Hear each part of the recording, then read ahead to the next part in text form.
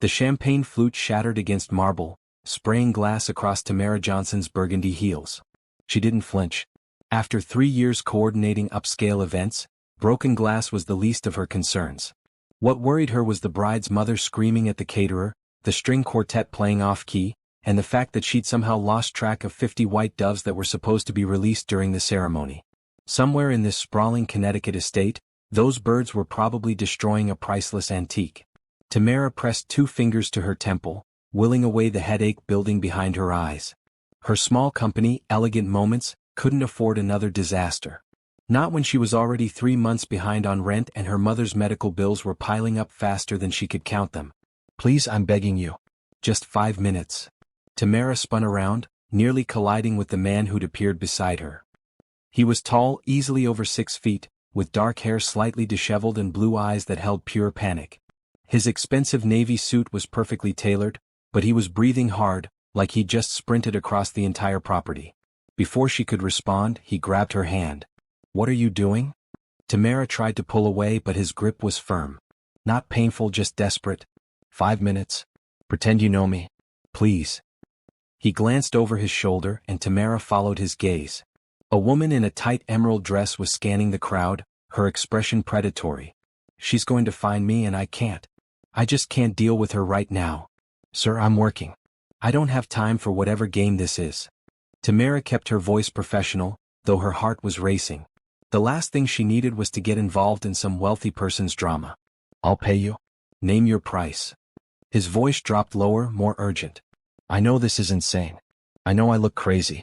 But I am desperate, and you're the only person here who doesn't know her. Please." Tamara opened her mouth to refuse. This was ridiculous, unprofessional, potentially dangerous.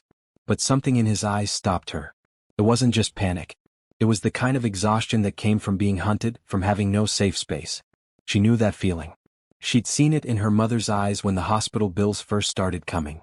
The woman in green was getting closer, her heels clicking against the stone pathway with military precision. 5 minutes, Tamara heard herself say. That's it. Relief flooded his face. Thank you. Thank you so much. He laced his fingers through hers, the gesture surprisingly natural despite the absurdity of the situation. Just follow my lead. He pulled her toward the garden, weaving through clusters of wedding guests sipping cocktails and admiring the sunset. Tamara's mind raced. What was she doing? She should be checking on the doves, making sure the cake was properly displayed, confirming the timeline for the first dance.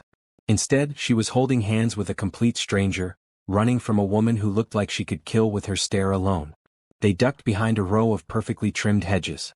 Tamara could hear the woman's voice now, sharp and demanding. Have you seen Harrison? Tall, dark hair, probably looking miserable? Harrison. So that was his name. He pressed closer to Tamara and she could smell his cologne, something expensive and woodsy. Her professional mind cataloged details automatically. His watch was a Patek Philippe, easily worth more than her car. His shoes were Italian leather, custom-made. This wasn't just some wealthy wedding guest. This was serious money. Where is he? The woman's voice was closer now. Harrison looked at Tamara, a question in his eyes. She nodded once, understanding. When the woman rounded the hedge, Tamara was laughing at something Harrison had supposedly said, her hands still in his, her body language relaxed and intimate. Oh. The woman in green stopped short. Her eyes narrowed as she took in the scene. Harrison. I didn't know you were bringing someone. Veronica. Harrison's voice was steady now, though Tamara could feel the tension in his hand. This is Tamara. Tamara, this is Veronica. She's the bride's cousin. Liar, Tamara thought, but she smiled warmly. It's lovely to meet you. Harrison has told me so much about the family. Really? Veronica's smile didn't reach her eyes. Funny he never mentioned you. We've been keeping things quiet, Tamara said smoothly, surprising herself. Where was this coming from? She'd never been good at lying. But something about the way Veronica was looking at Harrison, like he was property she'd misplaced, made Tamara want to protect him. You know how it is. We wanted to make sure things were serious before going public. How serious? Veronica stepped closer, her perfume overwhelming. Everything about her screamed expensive and artificial. Harrison's arm slid around Tamara's waist. The gesture was possessive but somehow gentle. Very serious. The moment stretched. Veronica's eyes moved between them, calculating. Tamara forced herself to breathe normally, to lean into Harrison like this was natural, like they did this every day. Her heart was pounding so hard she was sure everyone could hear it. Finally, Veronica's expression shifted into something cold and dismissive. Well, congratulations. I hope you know what you're getting into, sweetie. Harrison has a tendency to lose interest quickly. I'll take my chances, Tamara replied, keeping her voice light. Veronica's jaw tightened. She turned on her heel and stalked away, her green dress billowing behind her like a storm cloud. They watched her go in silence. When she was finally out of sight, Harrison exhaled shakily and stepped back, dropping his arm. I'm so sorry. I shouldn't have dragged you into that. No, you shouldn't have. Tamara smoothed down her burgundy dress, trying to regain her professional composure. But something tells me you had a good reason. She's my ex-fiancée, Harrison said quietly. She's been following me to every family event for the past 6 months. I called off the wedding when I found out she was only interested in my money, and she hasn't accepted it. Today she cornered me in the house and said she wanted to talk about giving us another chance. I panicked. Tamara studied him. His shoulders were slumped now, the desperation replaced by embarrassment. Why didn't you just tell her no again? I have. About 100 times. She doesn't listen. He ran a hand through his hair. Look, I know this isn't your problem. You were just trying to do your job and I interrupted that. Let me at least pay you for your time. I don't want your money for that. The words came out sharper than Tamara intended. But I do need to get back to work. I have 50 doves to locate. 50 doves? For the first time he smiled. It transformed his face completely. That sounds like a story. It's a nightmare, Tamara corrected, but she found herself smiling back. They were supposed to be in cages until the ceremony. Somehow they got loose. Sounds like you could use help. From a man who can't even escape his ex without a fake girlfriend? I'll pass. But there was no bite to her words. Harrison laughed, a genuine sound that made something warm bloom in Tamara's chest. Dangerous, she told herself. This man was dangerous not because he meant harm, but because he was the kind of distraction she couldn't afford. Rich, good-looking, and apparently terrible at setting boundaries with his ex. Every red flag her mother had ever warned her about. Fair point, he conceded. But seriously, thank you. You saved me from a very uncomfortable conversation. You're welcome. Now if you'll excuse me, I have a wedding to save. She turned to leave, but his voice stopped her. Wait. At least let me give you my card. If you ever need anything, event-related or otherwise, I owe you one. Tamara hesitated. Every instinct told her to walk away cleanly. But when she looked at him, she saw something familiar. Loneliness. The kind that came from being surrounded by people who wanted something from you but never seeing you for who you really were. Fine. She took the business card he pulled from his jacket. Harrison Reed, CEO, Reed Technologies. Her eyes widened slightly. She'd heard of Reed Technologies. Everyone had. They were one of the biggest tech companies in the country. This wasn't just wealthy. This was billionaire wealthy. That's quite a title, she managed. It's just a job. He shrugged, but there was something defensive in his posture. Like he was waiting for her attitude to change now that she knew. It didn't. Tamara had never been impressed by money. She'd seen too many rich people treat her mother like dirt when she cleaned their houses. Money didn't make you kind. It didn't make you decent. Well, Mr. Reed, I hope you enjoy the rest of the wedding. Try to avoid any more ex-fiancés. She tucked the card into her pocket and started back toward the main venue. Tamara. She paused, looking back. You have incredible instincts. The way you handled Veronica, the story you created. You made it believable in seconds. That's a real talent. I'm good at my job, she said simply. I can tell. They stood there for a moment, the garden around them perfect and still. In the distance, Tamara could hear the string quartet starting a new piece. The ceremony would begin in less than an hour, and she still had a million things to do. I really have to go, she said. Of course. Thank you again. Tamara nodded and walked away quickly, before she could do something stupid like ask why he looked so sad. Before she could wonder what it was like to be so wealthy but still so alone. She had her own problems. Her mother's cancer treatments. The rent. The struggling business. The last thing she needed was to get tangled up with a billionaire and his messy personal life. But as she coordinated the dove wranglers and calmed the hysterical bride's mother, as she managed the ceremony and ensured every detail was perfect, Tamara found her hand drifting to the pocket where Harrison's card rested. Just knowing it was there felt like possibility. Like maybe, just maybe, things could get better. By the time the reception was in full swing and the doves were safely released during the first dance, Tamara was exhausted. She leaned against a pillar, watching the guests celebrate, and allowed herself one moment of rest. That's when she saw him again. Harrison was at a table near the back, surrounded by people who were clearly family. They were laughing at something and he was smiling, but it didn't reach his eyes. He looked trapped in a different way now. Their eyes met across the room. He raised his champagne glass slightly, a silent toast. Tamara found herself raising her water bottle in return. Something passed between them in that moment, an understanding that neither of them could quite name. The woman in green, Veronica, appeared at Harrison's side. She put her hand on his shoulder, leaning in to whisper something. Tamara saw Harrison's smile freeze. Saw him tense. And before she could think better of it, before she could remind herself that this wasn't her problem, Tamara was walking across the room. "There you are," she said brightly, appearing at Harrison's other side. "You promised me a dance, remember?" Harrison's eyes widened, but he caught on quickly. "Of course. Excuse me, Veronica." He stood and took Tamara's hand, leading her to the dance floor. The band was playing something slow and romantic. As they moved together, much more naturally than two strangers should, Harrison whispered, "You didn't have to do that." "I know," Tamara replied. "But 5 minutes was up, and you looked like you needed saving again. Does this mean we get another 5 minutes?" Tamara looked up at him. In the soft light of the reception he looked younger, less burdened. "Let's call it even. You give me a good review for your cousin's wedding, and we'll say I was just doing my job. This is your event?" Harrison looked around with new appreciation. "It's beautiful. Every detail is perfect. It's what I do." "Then you're exceptional at it." His voice was sincere, without the empty flattery Tamara had heard from so many clients. This is the work of someone who genuinely cares about making moments special. Something in Tamara's chest tightened. When was the last time someone had really seen her work? Not just the surface, but the heart she put into every event? "Thank you," she said softly. The song ended, but they stayed on the dance floor for a moment longer. Around them, other couples swayed and laughed. The wedding she'd coordinated was a success. The bride was happy. The guests were celebrating. Tamara had done her job perfectly. But for the first time in years, she wondered what it would be like to be a guest instead of the coordinator. To be the one celebrating instead of the one making sure everyone else could celebrate. To be the woman in someone's arms because she wanted to be, not because she was helping them escape. "Good night, Harrison," she said, stepping back. "Good night, Tamara." He held her gaze. "I meant what I said. If you ever need anything." She nodded and walked away, back to her checklist and responsibilities.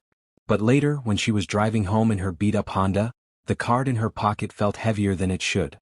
She pulled it out at a red light, studying the embossed letters. Harrison Reed. Geo. A phone number. An email. Tamara tucked it into her wallet, telling herself she'd never use it. That this was just a strange, random encounter that would fade into a funny story someday. But deep down, in a place she didn't want to examine too closely, she wondered if maybe, just maybe, their paths would cross again. And she wondered if she wanted them to. Have you ever helped a stranger and wondered if it would change your life? Do you believe in fate bringing people together? Share your thoughts below, and don't forget to subscribe for more stories about unexpected connections and second chances. The knock on Tamara's office door came exactly 1 week later, on a Monday morning when she was drowning in paperwork and bad coffee. Her tiny office above the dry cleaners wasn't impressive, but it was hers. The walls were covered in photos of successful events, the desk was buried under fabric samples and vendor contracts, and the ancient computer in the corner made alarming grinding noises whenever she turned it on. "Come in," she called absently, not looking up from the budget spreadsheet that was making her want to cry. The numbers didn't work. They never worked. No matter how she arranged them, shuffled them, prayed over them, Elegant Moments was dying. Slowly, painfully dying. "I hope I'm not interrupting." Tamara's head snapped up. Harrison Reed stood in her doorway, looking completely out of place in his charcoal suit and expensive shoes. He held a paper bag from the coffee shop downstairs, and he was smiling hesitantly. "What are you doing here?" The words came out harsher than she intended. "How did you even find this place?" "Your business card. The one you gave my cousin after the wedding." He held up the bag. "I brought coffee. Peace offering for showing up unannounced." Tamara sat back in her chair, studying him.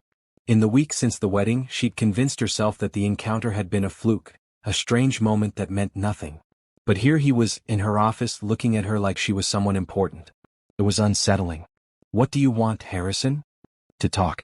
And to thank you properly. He gestured to the chair across from her desk. May I? She nodded and he sat, placing the coffee bag between them. The smell was heavenly, much better than the burnt sludge she'd been drinking. He pulled out 2 cups and slid one toward her. Vanilla latte if I remember correctly. You mentioned it during our dance. Tamara blinked. You remembered that? I pay attention. He took a sip of his own coffee, black. So, this is Elegant Moments. It's cozy. That's code for small and broke, right? Tamara wrapped her hands around the cup, savoring the warmth. You don't have to be polite. I know what it looks like. I was being sincere. There's something real about this place. Personal. Harrison looked at the photos on her walls. You've done some beautiful work. Not beautiful enough to keep the lights on apparently. The bitterness slipped out before Tamara could stop it. She was tired. Tired of pretending everything was fine, tired of juggling bills, tired of watching her dreams crumble. Sorry? That was unprofessional. It was honest. Harrison set down his cup. How bad is it? Excuse me? Your financial situation. How bad? Tamara's first instinct was to tell him it was none of his business. But something about the way he asked, direct but not judgmental, made her pause. Bad enough that I'm 3 months behind on rent. Bad enough that I had to let go of my assistant last month. Bad enough that I'm considering shutting down and getting a regular job. You'd hate that. You don't know me well enough to say that. I know enough. Harrison leaned forward. You put your heart into your work. People like us, we can't do regular jobs. We need to create, to build something meaningful. Working for someone else would kill that part of you. Tamara wanted to argue, but he was right. The thought of giving up Elegant Moments, of admitting defeat, felt like dying. So what? I should just keep struggling? Keep drowning in debt while I chase some dream that's clearly not working? No. You should let me help. There it was. The offer she'd been both expecting and dreading. Rich people always wanted to help, but it always came with strings. Always cost more than money. I don't need charity. That's not what I'm offering. Harrison pulled out his phone, tapping a few times before showing her the screen. It was an event listing for something called the Reed Foundation Annual Charity Gala. This is in 6 weeks. We've used the same event coordinator for the past 5 years, but I want someone new. Someone with fresh ideas and real passion. I want you. Tamara stared at the screen. The Reed Foundation Charity Gala was legendary in event planning circles. It raised millions every year, attracted celebrities and politicians, and was featured in every major magazine. Landing that job would put Elegant Moments on the map. It would solve all her financial problems in one night. Why? She asked carefully. You don't know anything about me or my company. Why would you trust me with something this important? Because you're good. I saw that at the wedding. Every detail was perfect even with the chaos. And because you helped me when you didn't have to. You could have told me to handle my own problems, but you didn't. Harrison put his phone away. I trust my instincts about people, Tamara. And my instincts tell me you're exactly what this gala needs. It was too good to be true.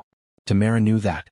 But she thought about her mother in the hospital, about the experimental treatment the doctors had mentioned that insurance wouldn't cover.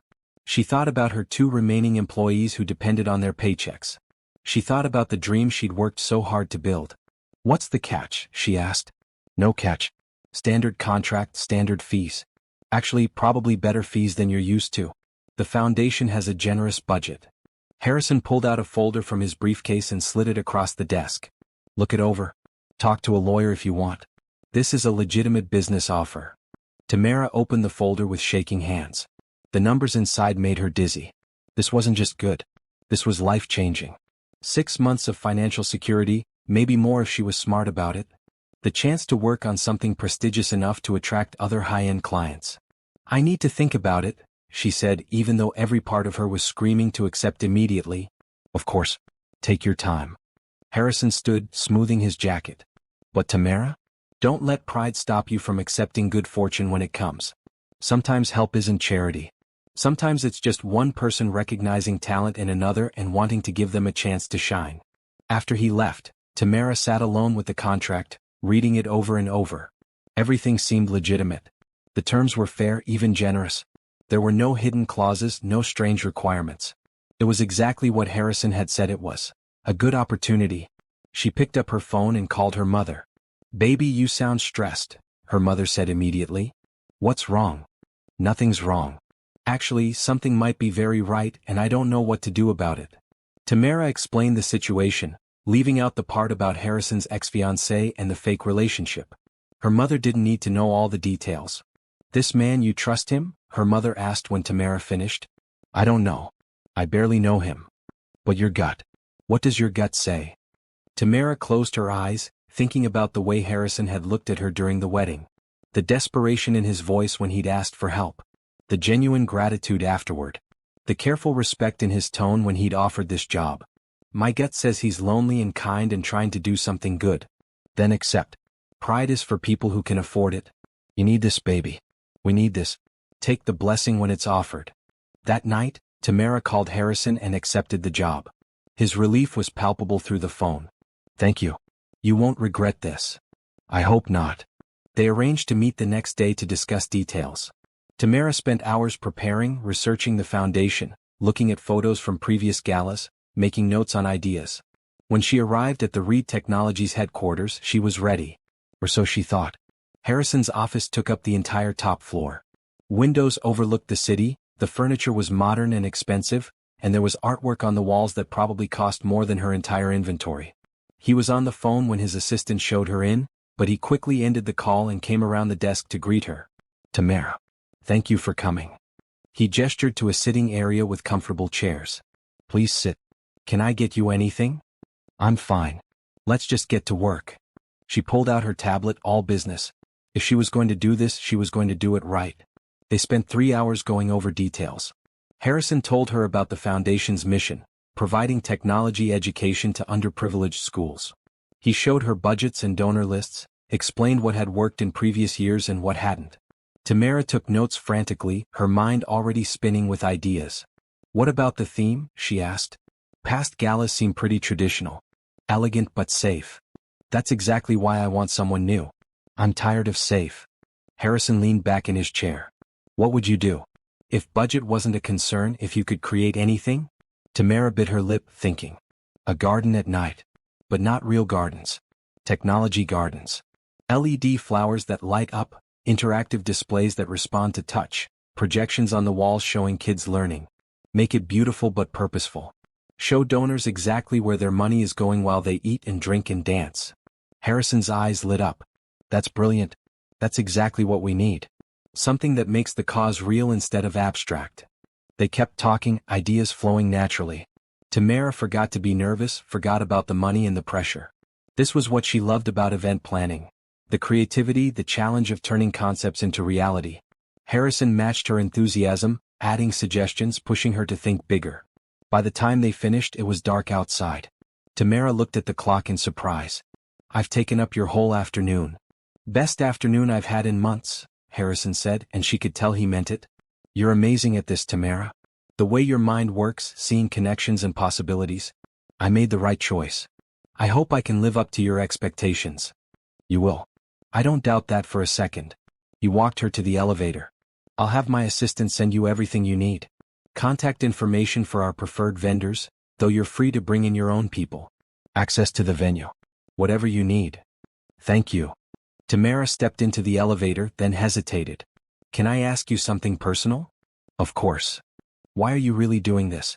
And don't say it's just because I'm good at my job. You could hire any of a dozen elite event planners in this city. Why me?" Harrison was quiet for a moment. "Because you helped me without expecting anything in return. Because you saw me at my worst and didn't judge. And because I have more money than I know what to do with, and using it to help someone talented and hardworking seems like the least I can do." He smiled. "Plus, I genuinely think you'll do an exceptional job." The elevator doors started to close, but Tamara caught them. "Your ex Veronica. Has she left you alone?" Harrison's expression darkened. "No. If anything, she's gotten worse. But that's my problem to handle." "Well, if you need another fake girlfriend moment, you have my number." The words were out before Tamara could stop them. Harrison laughed, surprised. "I'll keep that in mind." On the drive home, Tamara felt lighter than she had in months. This was really happening. She was going to coordinate the Reed Foundation Gala. She was going to save her business and help her mother and prove to herself that she could make this dream work. Her phone rang as she pulled into her parking space. Unknown number. "Hello. Is this Tamara Johnson?" A woman's voice, cold and sharp. "Yes. Who is this? Someone who wants to give you some friendly advice. Stay away from Harrison Reed. He's just using you like he uses everyone. Whatever he's promised you, it won't last. And when he gets bored and moves on, you'll be left with nothing. Veronica. It wasn't a question. Smart girl. So you'll take my advice. Tamara's grip on the phone tightened. No. I have a job to do and I'm going to do it. Whatever is between you and Harrison, leave me out of it. You're already in it, sweetheart. The moment you held his hand at that wedding, you became part of this. Veronica's voice turned sharp. I'm trying to help you. Walk away now before you get hurt. Good night, Veronica. Tamara ended the call, her hands shaking. She sat in her car for a long time, staring at nothing. This was getting complicated. But when she thought about the contract, about the opportunity, about Harrison's genuine kindness, she knew she couldn't walk away. Not now. Not yet. If someone offered to help your struggling dream come true, would you take it? Or would fear and pride hold you back? Let us know in the comments below, and make sure you're subscribed so you never miss what happens next in Tamara and Harrison's story. The Reed Foundation Gala planning consumed Tamara's life for the next 2 weeks. She met with vendors, toured the venue, created mock-ups of the technology garden concept. Harrison was involved in every decision, but he never micromanaged. He trusted her vision, offering input only when asked. It was the best working relationship Tamara had ever had. They fell into a rhythm. Morning meetings at a coffee shop halfway between their offices. Afternoon emails with updates and ideas.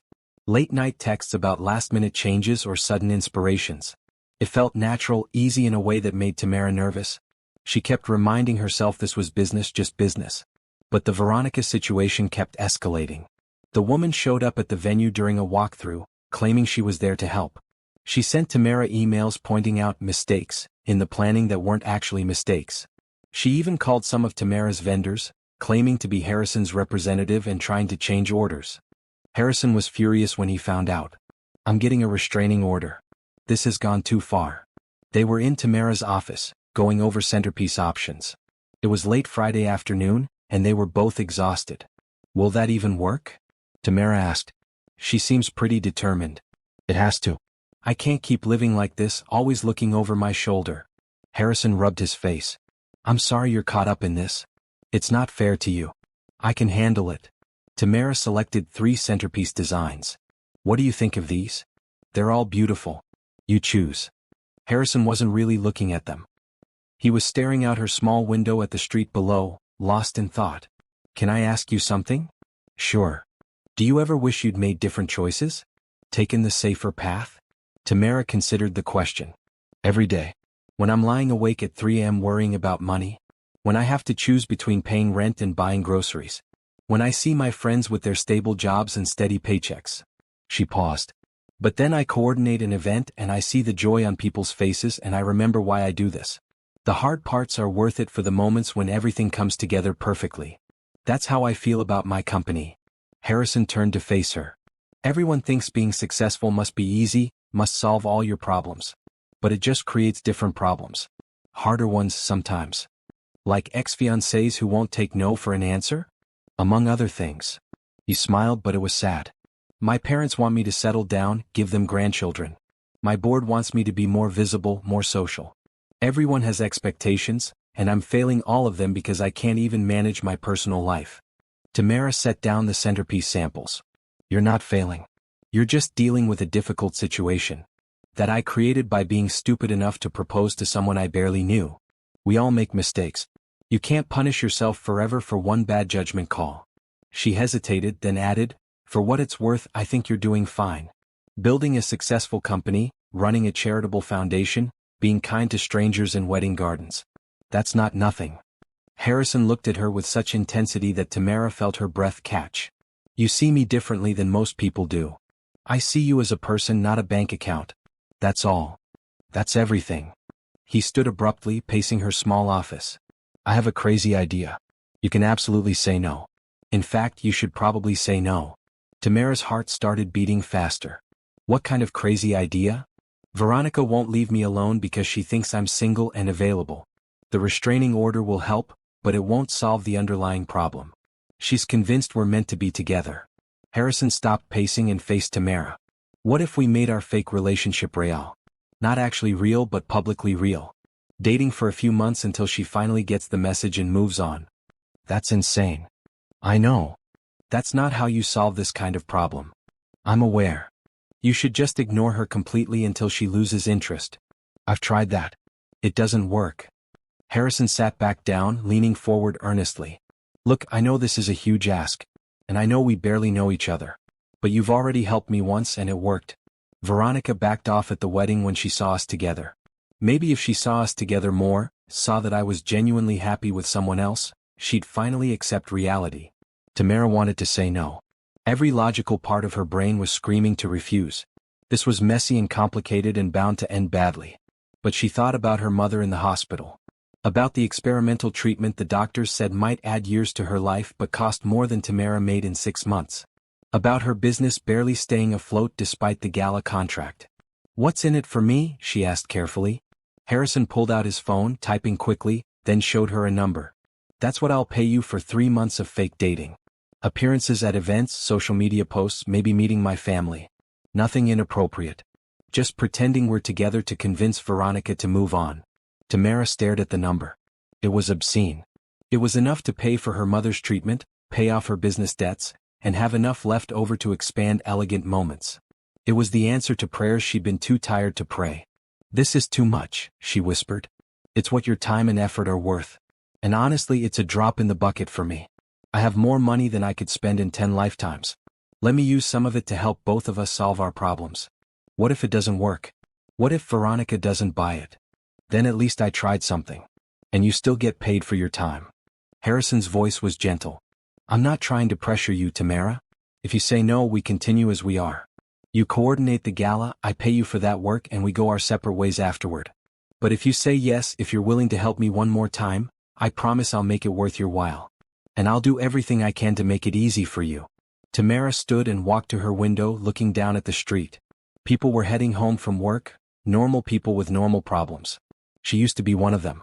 When had her life gotten so strange? But was it really that strange? People made business arrangements all the time. Contracts, agreements, deals that benefited both parties. This was just another form of that. Harrison got help with his Veronica problem. Tamara got financial security.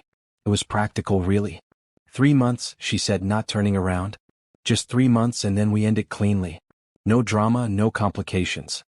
3 months. I promise. And we keep it professional. This is a business arrangement, nothing more. Absolutely. Tamara turned to face him. And you pay for my mother's treatment. The experimental one.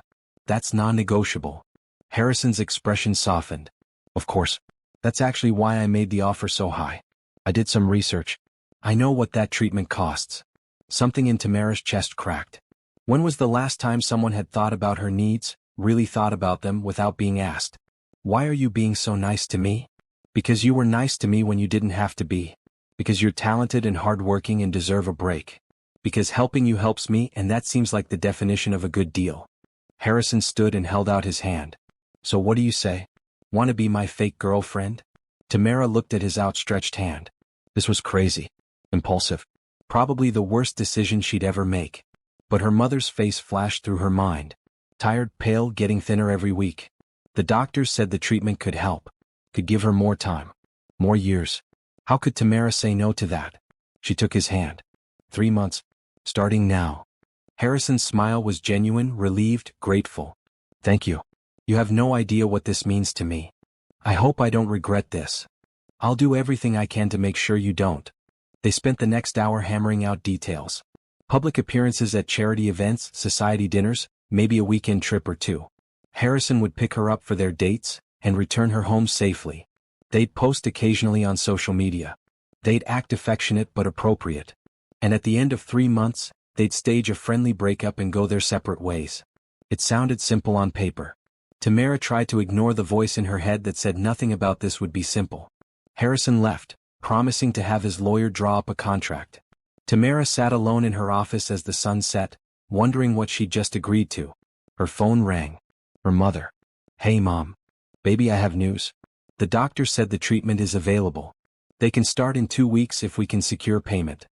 Her mother's voice was shaking. I know we can't afford it. I told them I needed to think about it.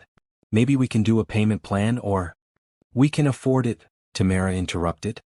I got a bonus. A big one. Enough to cover the treatment. Her mother was silent for a long moment. Tamara. What did you do? Nothing bad. I promise. I just took on some extra work for a client. It's all legitimate. You're not lying to me? I'm not lying. It wasn't a lie exactly.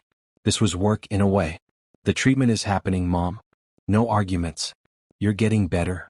Her mother started crying. Tamara closed her eyes, listening to the sound of her mother's relief and hope, and knew she'd made the right choice. Whatever complications came from this arrangement with Harrison, whatever price she'd eventually pay, it would be worth it to hear her mother's tears of joy. Later that night, after setting up the payment plan with the hospital, after calling Harrison to confirm everything was set, after drafting initial ideas for their public debut as a couple, Tamara allowed herself to feel the weight of what she'd done. She was going to pretend to date a billionaire to help him escape his ex-fiancé. It sounded like the plot of a bad movie, but the number in her bank account was very real. The hospital's confirmation of her mother's treatment schedule was very real. And the flutter in her stomach when she thought about spending the next 3 months with Harrison was unfortunately also very real. Business arrangement, she told her reflection in the bathroom mirror. This is just business. Don't make it more than that. Her reflection didn't look convinced. Her phone buzzed with a text from Harrison. Thank you again. I know this is asking a lot. I won't forget this. Tamara typed back, just don't make me regret it. 3 dots appeared, disappeared, appeared again. Finally, I'll do my best. See you tomorrow for our first official date. We're something nice. We're going to the theater. The theater. Public and visible. Where Veronica would definitely see them. This was really happening. Tamara went to her closet, looking for something appropriate. She owned exactly 2 nice dresses, both purchased at discount stores. She'd need to go shopping. With what money? Harrison said he'd provide a clothing allowance. Right. Because she was now playing a role and the role required costumes. This was so far beyond anything she'd imagined when she'd held Harrison's hand in that wedding garden. But as Tamara thought about her mother's upcoming treatment, about the relief on Harrison's face when she'd agreed, about the chance to save her business and build something better, she couldn't bring herself to regret the choice. Not yet, anyway. The weekend passed in a blur of preparation. Harrison sent a stylist to help Tamara pick out clothes for their public appearances. The woman was kind and efficient, selecting beautiful pieces in Tamara's size and favorite colors. Nothing too flashy, nothing uncomfortable. Just elevated versions of Tamara's natural style. Mr. Reed said to make sure you felt like yourself, the stylist explained. He doesn't want you to have to pretend to be someone you're not. That was thoughtful. Dangerously thoughtful. Tamara reminded herself not to read too much into it. Monday night arrived too quickly. Harrison picked her up in a sleek black car, driven by a professional driver. He looked incredible in a navy suit, and when he saw Tamara in her new emerald green dress, his eyes widened. You look stunning, he said, and Tamara could tell he meant it. You clean up pretty well yourself. She accepted his hand as he helped her into the car. At the theater, heads turned as they walked in. Harrison kept his hand on the small of her back, guiding her through the crowd. It felt natural, comfortable. Too comfortable. And there near the bar was Veronica. She was watching them with narrow eyes. Harrison saw her too. He leaned down, whispering in Tamara's ear, "Here we go." Tamara turned to him, smiling up like he'd said something sweet. She put her hand on his chest, feeling his heartbeat through the suit. It was racing as fast as hers. "We can do this," she whispered back. Harrison's smile was grateful. He pressed a kiss to her temple, gentle and brief, and Tamara heard Veronica's sharp intake of breath even from across the room. The show was excellent, but Tamara barely registered it. She was too aware of Harrison beside her, his arm around her shoulders, the way he leaned in during intermission to ask if she wanted champagne. To anyone watching, they looked like a couple completely absorbed in each other. The scary part was how easy it felt. All right. After the show, as Harrison's driver took them back to Tamara's apartment, they sat in comfortable silence. Finally, Harrison spoke. "Thank you for tonight. You were perfect. I just did what we agreed on. You did more than that. You made it believable. Made it look easy." He turned to face her. "Did Veronica's face when she saw us together make this whole thing worth it?" Tamara laughed, surprised by his humor. "A little bit, yeah." "Good. Because we've got 2 months and 3 weeks to go, and I need you to keep finding the humor in this situation. Otherwise we'll both go crazy." The car pulled up to her building. Harrison walked her to her door like a real date. "Good night, Tamara." "Good night, Harrison." She went inside, closed the door and leaned against it. 3 months. She could do 3 months. Even if her heart was starting to suggest this might be more than just a business arrangement. Even if Harrison's goodbye smile had made her wish, just for a second, that this was real. The next 2 weeks passed in a strange new rhythm. Tamara spent her days coordinating the gala and her evenings playing Harrison's girlfriend. They had dinner at exclusive restaurants where photographers just happened to be present. They attended a charity auction where Harrison bid an absurd amount on a painting Tamara had admired. They went to a jazz club where he surprised her by knowing all the musicians' names and histories. "You like jazz?" she asked over drinks, genuinely curious.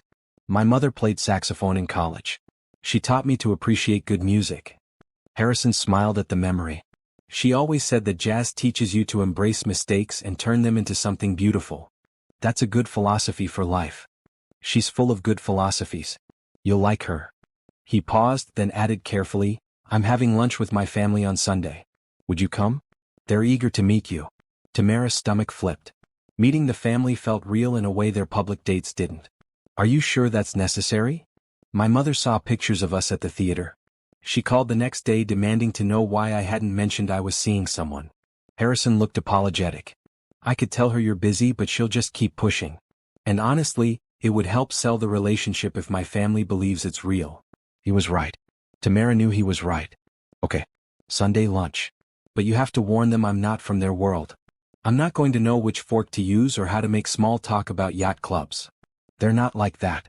I promise." Harrison reached across the table and took her hand. It was becoming natural, this casual touching. Dangerous but natural. "My dad's a retired engineer. My mom volunteers at 3 different charities.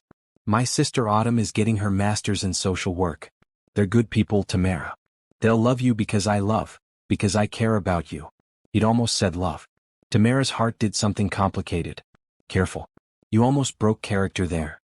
Harrison's expression was unreadable. "Did I?" Sunday arrived with unseasonably warm weather. Harrison picked up Tamara at noon, this time driving himself in a more modest car. "Trying to blend in?" she teased. "Trying not to scare you off." He glanced at her as he drove. She was wearing a simple blue sundress, her natural hair styled in loose curls. "You look beautiful, by the way. But you always do. You don't have to compliment me when no one's watching." "Maybe I want to." He said it lightly, but there was something underneath the words that made Tamara's breath catch. The Reed family home was large but not ostentatious. A colonial in an old neighborhood with a garden that looked well-loved and a tire swing in the oak tree out front. As they walked up the path, the front door burst open and a young woman came running out. "Harrison." She threw her arms around him, then immediately turned to Tamara. "And you must be Tamara. I'm Autumn. I've been dying to meet you." Autumn was petite with dark hair and a pixie cut and her brother's blue eyes. She wore jeans and a yellow t-shirt with paint stains. Come in, come in. Mom's been cooking all morning. Dad's trying to pretend he's not nervous about meeting you. It's adorable." The house smelled like garlic and fresh bread. Mrs. Reed appeared from the kitchen, wiping her hands on an apron. She was elegant even in casual clothes, with gray-streaked brown hair and a warm smile. "Tamara, we're so happy you could join us." "Thank you for having me, Mrs. Reed. Call me Patricia, please. And this is my husband, Robert." Mr. Reed came from what looked like a study, tall and distinguished with white hair and Harrison's exact smile. He shook Tamara's hand firmly. "Nice to meet you. Harrison's told us good things." They ate lunch on the back patio, under a pergola covered in climbing roses. The food was delicious and homemade. The conversation flowed easily, touching on everything from current events to gardening to Autumn's thesis project on community development. Tamara felt herself relaxing, laughing at Robert's terrible dad jokes, listening to Patricia's stories about raising 2 strong-willed children. "Harrison was so serious as a child," Patricia said, passing around apple pie. "Always thinking, always planning. Autumn was our wild one. But now look at them. Harrison running a tech empire, Autumn trying to save the world one neighborhood at a time. Mom, please don't make me sound like a saint. I'm not that noble." Autumn grinned at Tamara. "So tell us how you met my brother." "He was very mysterious about it." Tamara glanced at Harrison, who nodded slightly. They'd agreed on a story. "At a wedding. I was coordinating the event and Harrison was a guest. We literally ran into each other, started talking and just clicked. Love at first sight? Patricia asked hopefully. More like interest at first sight, Harrison said, covering smoothly. Tamara was so professional, so passionate about her work. I was intrigued. And he was charming and persistent, Tamara added, falling into the rhythm of their rehearsed story. He asked for my number, called the next day, and has been making me laugh ever since. It wasn't entirely a lie. They had met at a wedding. They had talked. And Harrison did make her laugh, more than she'd expected. The feelings just weren't romantic, or at least they weren't supposed to be. After lunch, Autumn pulled Tamara aside while Harrison helped his father with something in the garage. I need to tell you something, Autumn said, leading her to a bench in the garden. Okay. Tamara braced herself.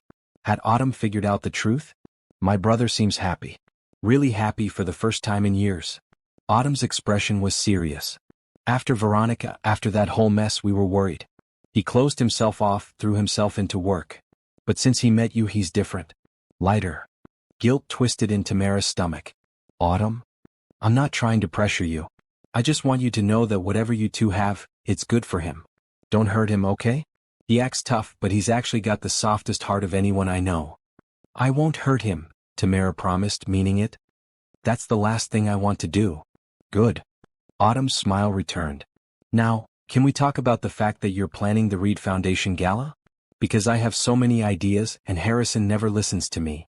They spent an hour talking about the gala, about event planning, about Autumn's dreams for her career.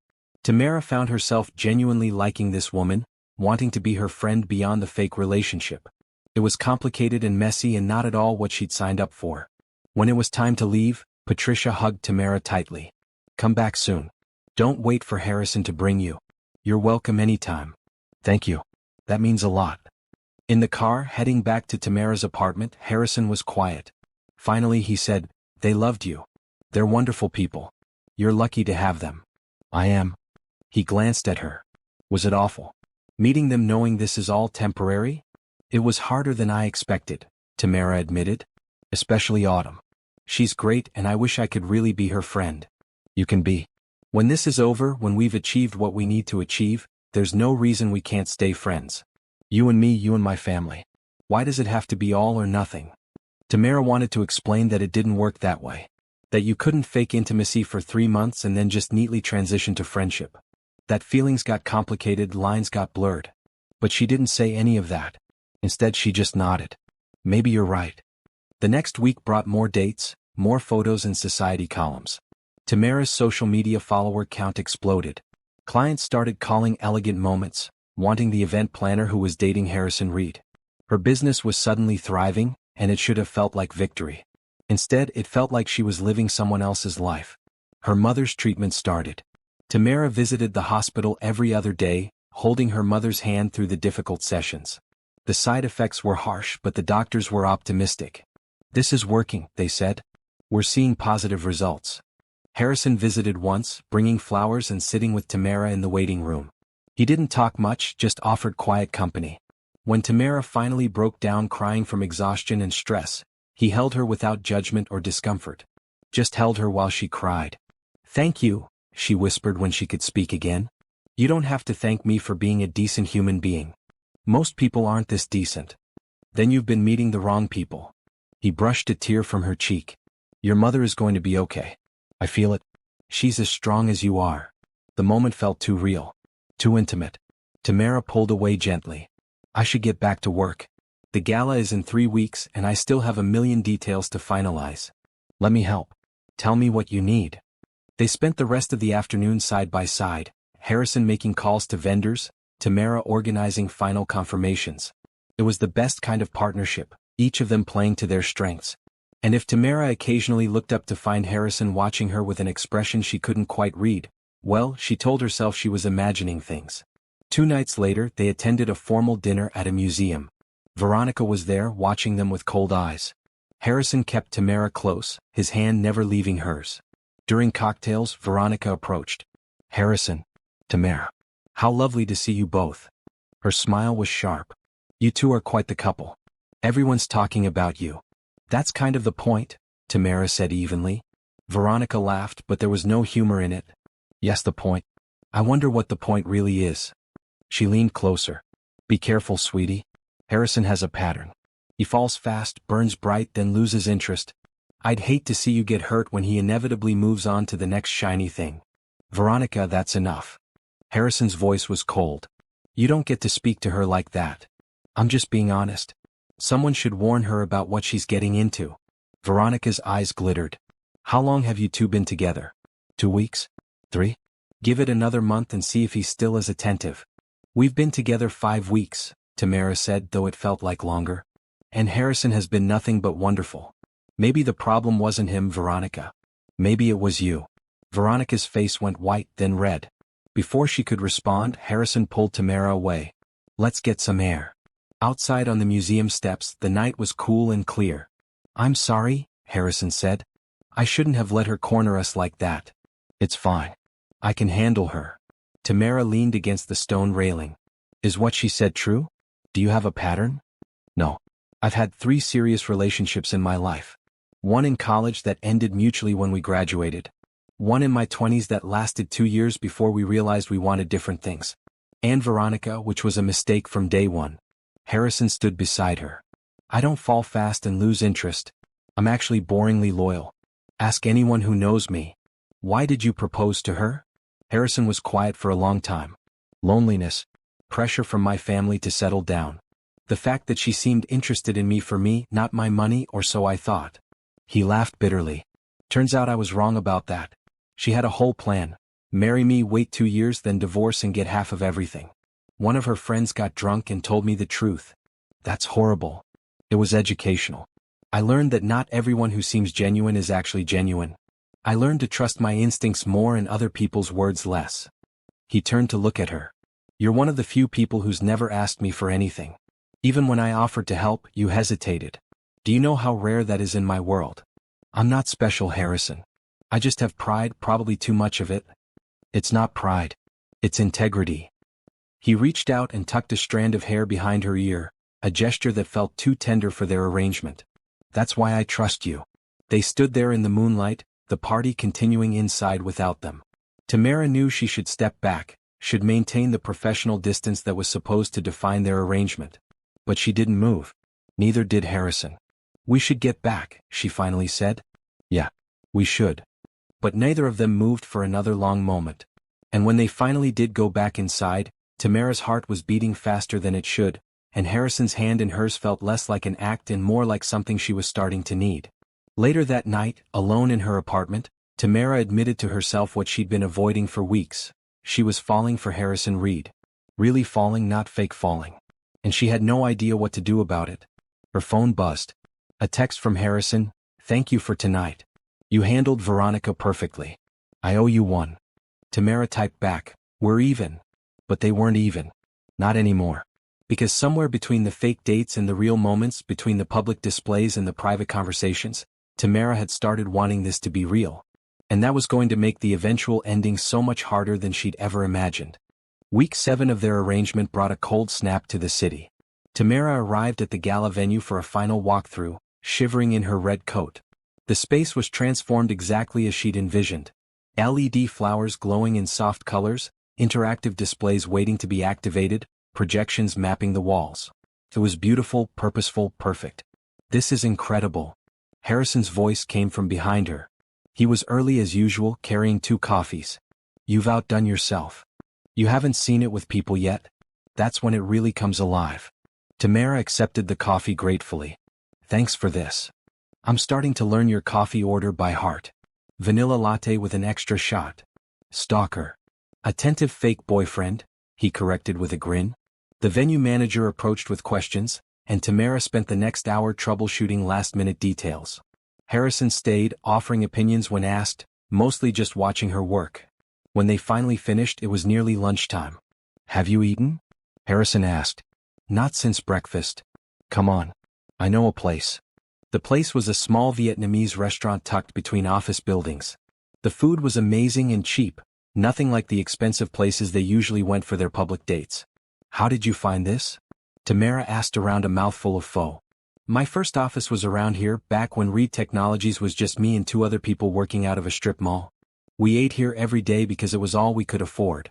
Harrison smiled at the memory. The owner, Mrs. Nguyen, Used to give us extra portions because she said we looked too skinny. I like knowing you weren't always a billionaire.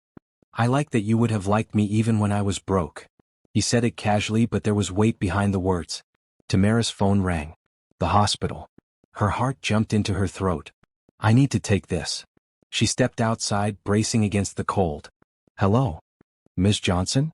This is Dr. Chin. I'm calling about your mother. Everything stopped. Is she okay? She's fine. Better than fine, actually. The latest scans show significant improvement. The treatment is working even better than we hoped. I wanted to share the good news personally. Tamara sagged against the building, relief making her knees weak. Thank you. Thank you so much. Your mother is a fighter. And having the resources for this treatment made all the difference. She's lucky to have a daughter who loves her so much. When Tamara went back inside, Harrison took one look at her face and stood. What happened? She's getting better. The treatment is working. The words came out choked. My mom is going to be okay. Harrison pulled her into a hug right there in the middle of the restaurant. Tamara clung to him, crying happy tears into his expensive suit. She felt his lips press against the top of her head, a gesture of comfort that felt achingly tender. I'm so glad, he whispered. So glad. Mrs. Nguyen appeared with tissues and congratulations. Apparently, Harrison had told her about Tamara's mother weeks ago.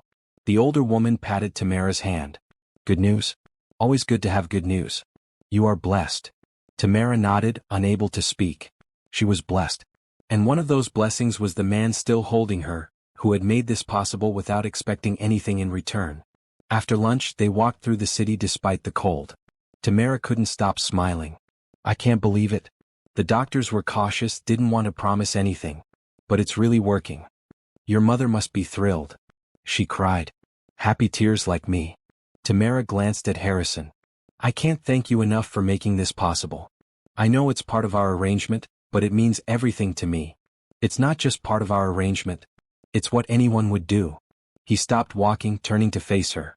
Can I tell you something? Of course. I didn't offer to help just because of our deal. I offered because I care about you. Because seeing you worried and scared made me want to fix things. Because somewhere along the way this stopped being fake for me. Tamara's breath caught. Harrison. I'm not asking you for anything. I know we have an agreement and I'll honor it. But I needed you to know that what I feel, it's real. It has been for a while now. Snow started falling, light flakes that caught in Harrison's dark hair. Tamara looked at him, this man who had started as a desperate stranger and become someone essential. It stopped being fake for me too, she admitted. I've been trying to pretend it hasn't, trying to keep my distance. But I can't anymore. What do we do about that? I have no idea. Harrison laughed, reaching out to brush snow from her shoulder. We're supposed to be the smart ones. We run companies, solve problems. But this is scarier than business. So much scarier. He pulled her close. Can we just be honest about it? Can we admit that whatever this started as, it's become something else? Tamara nodded against his chest. Around them, the city continued its busy rhythm, but in this moment, it was just the two of them in the falling snow. We still have almost 2 months left on our agreement. Forget the agreement. I want to keep seeing you because I want to, not because of any contract. What about Veronica? I don't care about Veronica anymore. She's not going to dictate my life or my relationships. Harrison tilted Tamara's chin up. I care about you. Really care about you. If you'll give me a chance to prove that this is real. Instead of answering with words, Tamara kissed him. It was different from the brief, performative kisses they'd shared for cameras. This was real, deep, full of all the feelings she'd been trying to suppress. Harrison responded immediately, his arms tightening around her, kissing her like she was precious and necessary. When they finally broke apart, both breathing hard, Harrison rested his forehead against hers. I've wanted to do that for weeks. Me too. So where does this leave us? Confused but happy? Tamara laughed. I don't know the rules for this situation. Do we tell people the truth? Do we keep pretending it started as business? Let's just focus on us for now. The rest we can figure out together. He kissed her again, softer this time. Come on. You're freezing. Let me take you home. At Tamara's apartment, Harrison walked her to the door as always. But this time when he said goodnight, it felt different. Can I see you tomorrow? He asked. Not for a public event. Just for us. I'd like that. Good. I'll pick you up at 7. Wear something comfortable. The next evening Harrison arrived exactly at 7.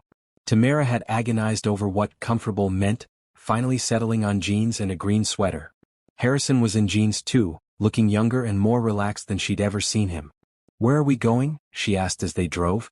"It's a surprise." The surprise was a cooking class. "You're kidding," Tamara said, staring at the small kitchen studio. "You mentioned once that you'd always wanted to learn to make pasta. I booked us a private lesson." Harrison looked suddenly uncertain. "Is this okay? I wanted to do something normal, something that was just for us." "It's perfect." The instructor, a cheerful older woman named Rosa, taught them to make ravioli from scratch. They were terrible at it. Tamara's pasta was too thick, Harrison's filling leaked everywhere, and they spent more time laughing than actually cooking. But the final product, while ugly, tasted amazing. "I can't believe we made this," Tamara said, twirling pasta on her fork. "We make a good team." Harrison reached across the table and took her hand. "In cooking and everything else." They stayed at the studio for hours, talking and eating and just being together. No cameras, no expectations, no one to perform for. It was the best date Tamara had ever been on. "This is what I wanted," Harrison said as they cleaned up. "Just normal moments with someone who sees me as a person, not a bank account or a status symbol. This is what I wanted too. I just didn't know it until now." Over the next week they found a new rhythm. Public dates for appearances but also private moments just for them. Harrison started leaving little gifts at Tamara's office. Flowers, her favorite snacks, once a book of poetry he thought she'd like. Tamara would send him funny texts during the day, observations about life and work that made him laugh. They spent an afternoon at a bookstore, arguing good-naturedly about novels. They went ice skating, where Harrison proved to be terrible and Tamara had to hold him up. They had movie nights at Tamara's apartment, making popcorn and arguing over what to watch. "I love this," Harrison said one night, sprawled on Tamara's couch with her tucked under his arm. "I love how easy we are together." "It is easy," Tamara agreed. "Easier than it should be." "Why shouldn't it be easy?" "Because we come from such different worlds. Because we started this whole thing based on a lie. Because—" She trailed off. "Because you're scared," Harrison finished. "I'm scared too. But I'm more scared of not trying than I am of trying and failing." Tamara turned to look at him. "When did you get so wise?" "I've always been wise. You just weren't paying attention." He kissed her nose. "Stay here tonight. Just sleep, nothing more. I just want to hold you." So Tamara stayed. They fell asleep on the couch, tangled together, the TV playing quietly in the background. It was innocent and perfect and everything Tamara hadn't known she wanted. She woke up at 3 a.m. to find Harrison watching her. "Creepy," she mumbled. "You're beautiful when you sleep." "Even more creepy." He laughed softly. "I'm trying to be romantic." "Try less hard." But she snuggled closer. "Though I appreciate the sentiment." "Tamara?" His voice was serious now. "I need you to know something. Whatever happens, whether this works out or not, I don't regret any of it. Meeting you, spending this time with you, it's been the best thing that's happened to me in years." "Don't talk like that. Like it's already ending." "I'm not. I'm just saying, in case I don't say it enough, you matter to me. You really matter." Tamara pressed a kiss to his chest, over his heart. "You matter to me too. More than I should probably admit." "Admit it anyway." "You matter to me too much. It scares me. I'm falling in love with you, and I don't know how to do that without losing myself." Harrison was quiet for so long that Tamara wondered if she'd said too much. Then, "Don't lose yourself. Just make room for me too. And I'll make room for you. That's how this works, right? I guess we'll find out." They fell back asleep together, and for the first time in longer than she could remember, Tamara felt safe. Cherished. Like maybe, just maybe, everything was going to work out. The gala was days away. Tamara was running on adrenaline and coffee, checking and rechecking every detail. Harrison helped when he could, but mostly he just made sure she ate and slept. "You're going to make yourself sick," he scolded gently, handing her a sandwich. "I'm fine." "You're exhausted. Let me help more. This is my job. I need to do it right." "You always do it right. That's not in question." He turned her chair to face him. "But you don't have to do it alone anymore. Let me carry some of the weight." So Tamara did. She let Harrison take over some of the calls. Let him handle a vendor dispute. Let him coordinate the delivery schedule. And it was okay. Better than okay. They worked together seamlessly, anticipating each other's needs, supporting each other's decisions. 2 days before the gala, Tamara's mother was released from the hospital. The treatment had been successful enough that she could continue as an outpatient. Tamara picked her up, fighting tears at how much healthier her mother looked. "My baby," her mother said, hugging her tight. "You saved my life. I just paid for treatment, Mom. You did the hard part. You did more than that. You've been my rock, my reason to fight." Her mother pulled back, studying Tamara's face. "You look different. Happier. Is it that man? Harrison?" "Maybe. Tell me about him. The real story, not what I see in pictures." So Tamara did. She told her mother everything. The fake relationship, the business arrangement, how it had become real. Her mother listened without judgment, just held Tamara's hand and nodded. "Do you love him?" she asked when Tamara finished. "I think so. Maybe. I don't know." "Yes, you do. I can see it in your eyes when you talk about him." Her mother smiled. "Don't overthink it, baby. Some things are meant to be." That night, Harrison took Tamara to dinner at a quiet Italian restaurant. They'd just ordered when Veronica appeared at their table. Tamara's heart sank. Well, still together. "I'm impressed." Veronica's smile was cold. "Most of Harrison's relationships don't make it past 6 weeks. This isn't like other relationships," Harrison said evenly. "And frankly, Veronica, it's none of your business. I'm just looking out for her. Someone should tell her the truth about you. The truth is that I'm happy. Happier than I've ever been. And you need to move on." Harrison's voice was firm but not unkind. "I hope you find what you're looking for, but it's not going to be with me. It never was." Veronica's composure cracked. "You'll regret this. You'll regret choosing her over me." "The only thing I regret is not seeing through you sooner." Harrison stood, throwing cash on the table. "Come on, Tamara. Let's go somewhere that doesn't smell like desperation and bad decisions." They left Veronica standing there, her face twisted in anger and hurt. In the car, Tamara finally relaxed. "That was intense. That was overdue. I should have been that clear with her months ago." Harrison took Tamara's hand. "I'm sorry you had to witness that." "I'm not. You stood up for us. For yourself. That takes courage. Being with you makes me brave."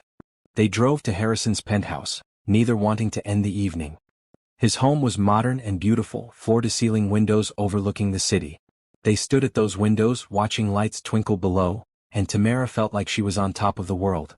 "Stay tonight," Harrison said quietly. "Really stay? Not just falling asleep on the couch?" Tamara turned to face him, seeing the hope and vulnerability in his eyes. This was a line they hadn't crossed, a step that would make everything undeniably real. "Are you sure?" "I've never been more sure of anything." So Tamara stayed. And in the morning, waking up in Harrison's arms with sunlight streaming through those huge windows, she knew that whatever this was, whatever it became, she was all in. There was no going back now. The day of the Reed Foundation Gala arrived with perfect weather and absolute chaos. Tamara was at the venue by 6 a.m., directing vendors and checking every detail for the 100th time. Harrison appeared at 7 with coffee and breakfast. "You need to eat," he insisted, handing her a croissant. "I need to work." "Tamara." He turned her to face him. "Everything is perfect. You've checked everything 3 times. The only thing that could go wrong now is you collapsing from exhaustion." She took a bite of croissant, realizing she was starving. "Fine. But only because you're right." "I'm always right. Don't push it." By afternoon, the venue was transformed. The technology garden glowed even in daylight. Interactive displays waited for guests. Caterers set up stations with beautiful food.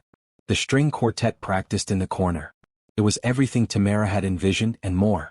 Autumn arrived early, bringing Tamara a garment bag. "Mom sent this. She said you needed something special to wear tonight." Inside was a stunning royal blue gown, elegant and perfect for Tamara's figure. "I can't accept this." "You already did. Mom doesn't take no for an answer. Trust me on that." Autumn hugged her. "This gala is going to be amazing. Everyone's talking about it already." Guests started arriving at 7. Tamara watched from the sidelines, her heart racing as people entered the technology garden. Their faces lit up with wonder. Children pressed hands against interactive displays, laughing as flowers bloomed under their touch.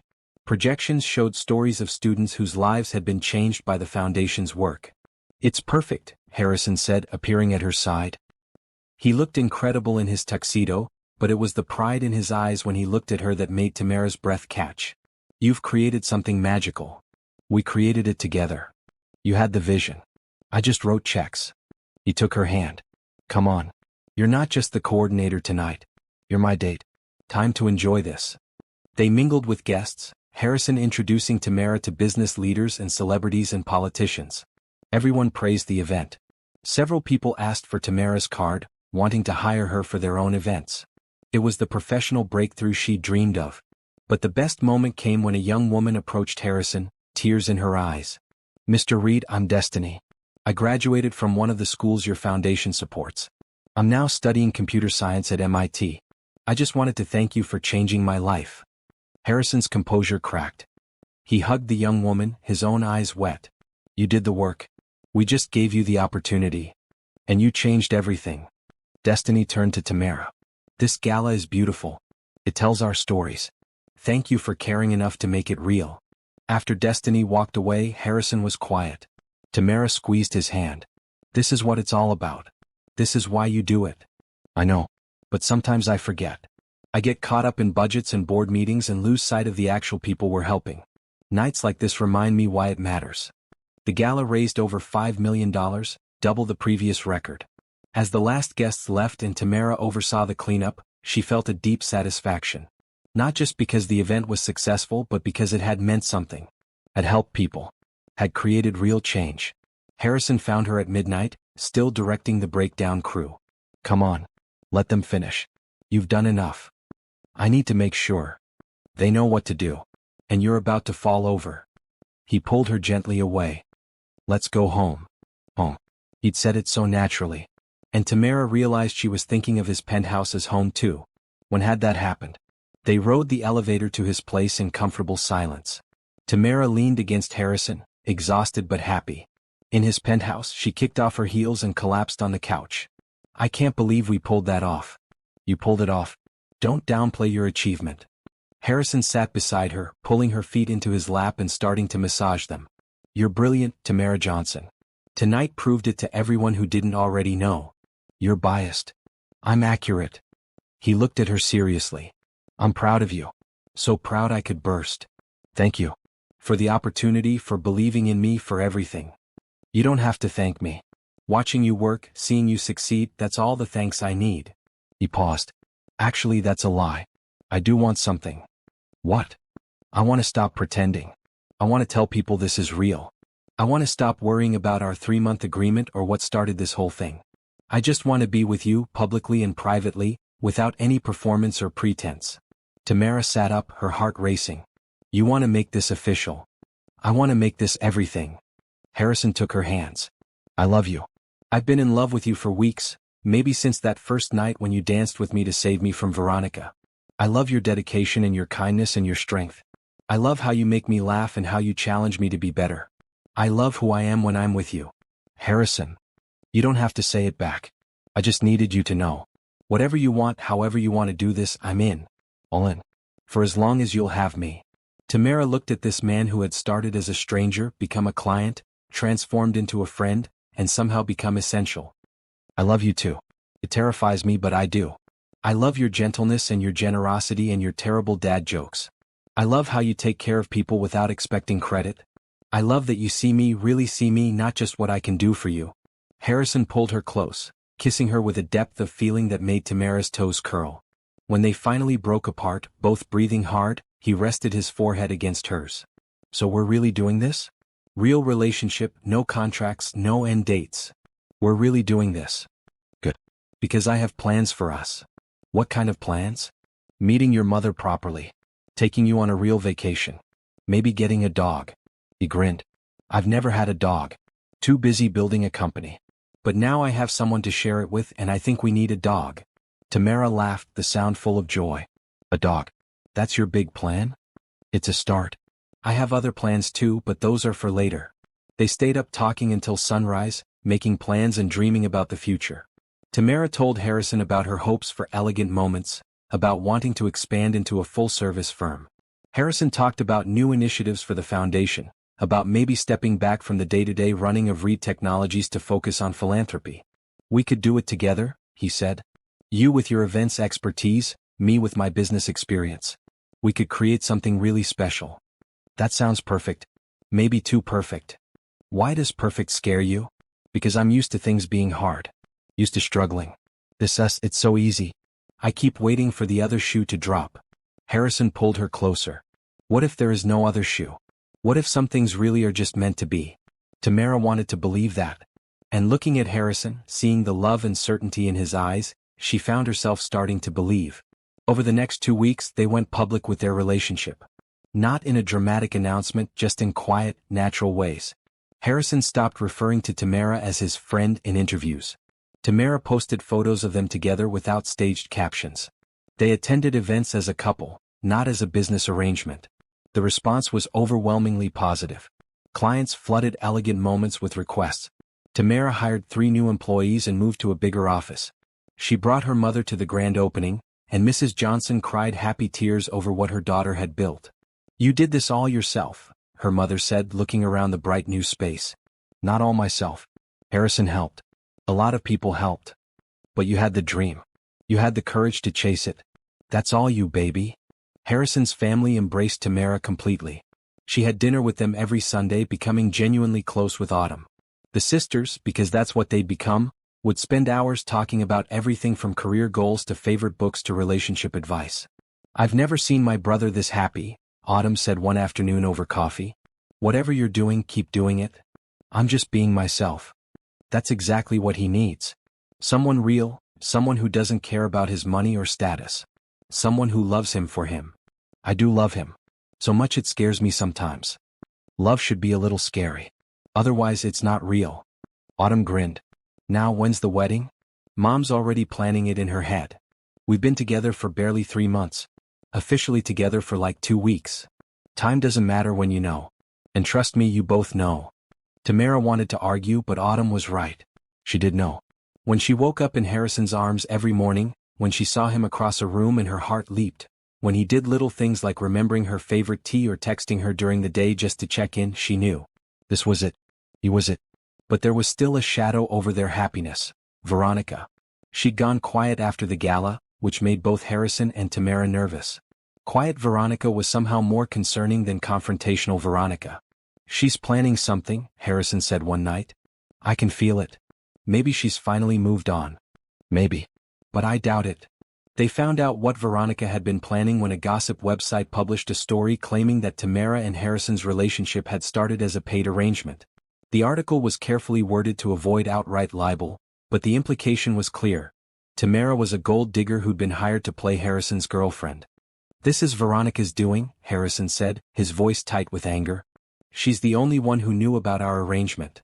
We need to get ahead of this." Tamara was surprisingly calm. "If we ignore it, it looks true. If we deny it too strongly, we look defensive. What do you suggest? We tell the truth. Our truth, not Veronica's twisted version." Tamara pulled out her phone. "We admit that yes, our relationship started as an arrangement. But we fall in love. Sometimes business becomes personal, and that's okay. We turn it into a love story instead of a scandal."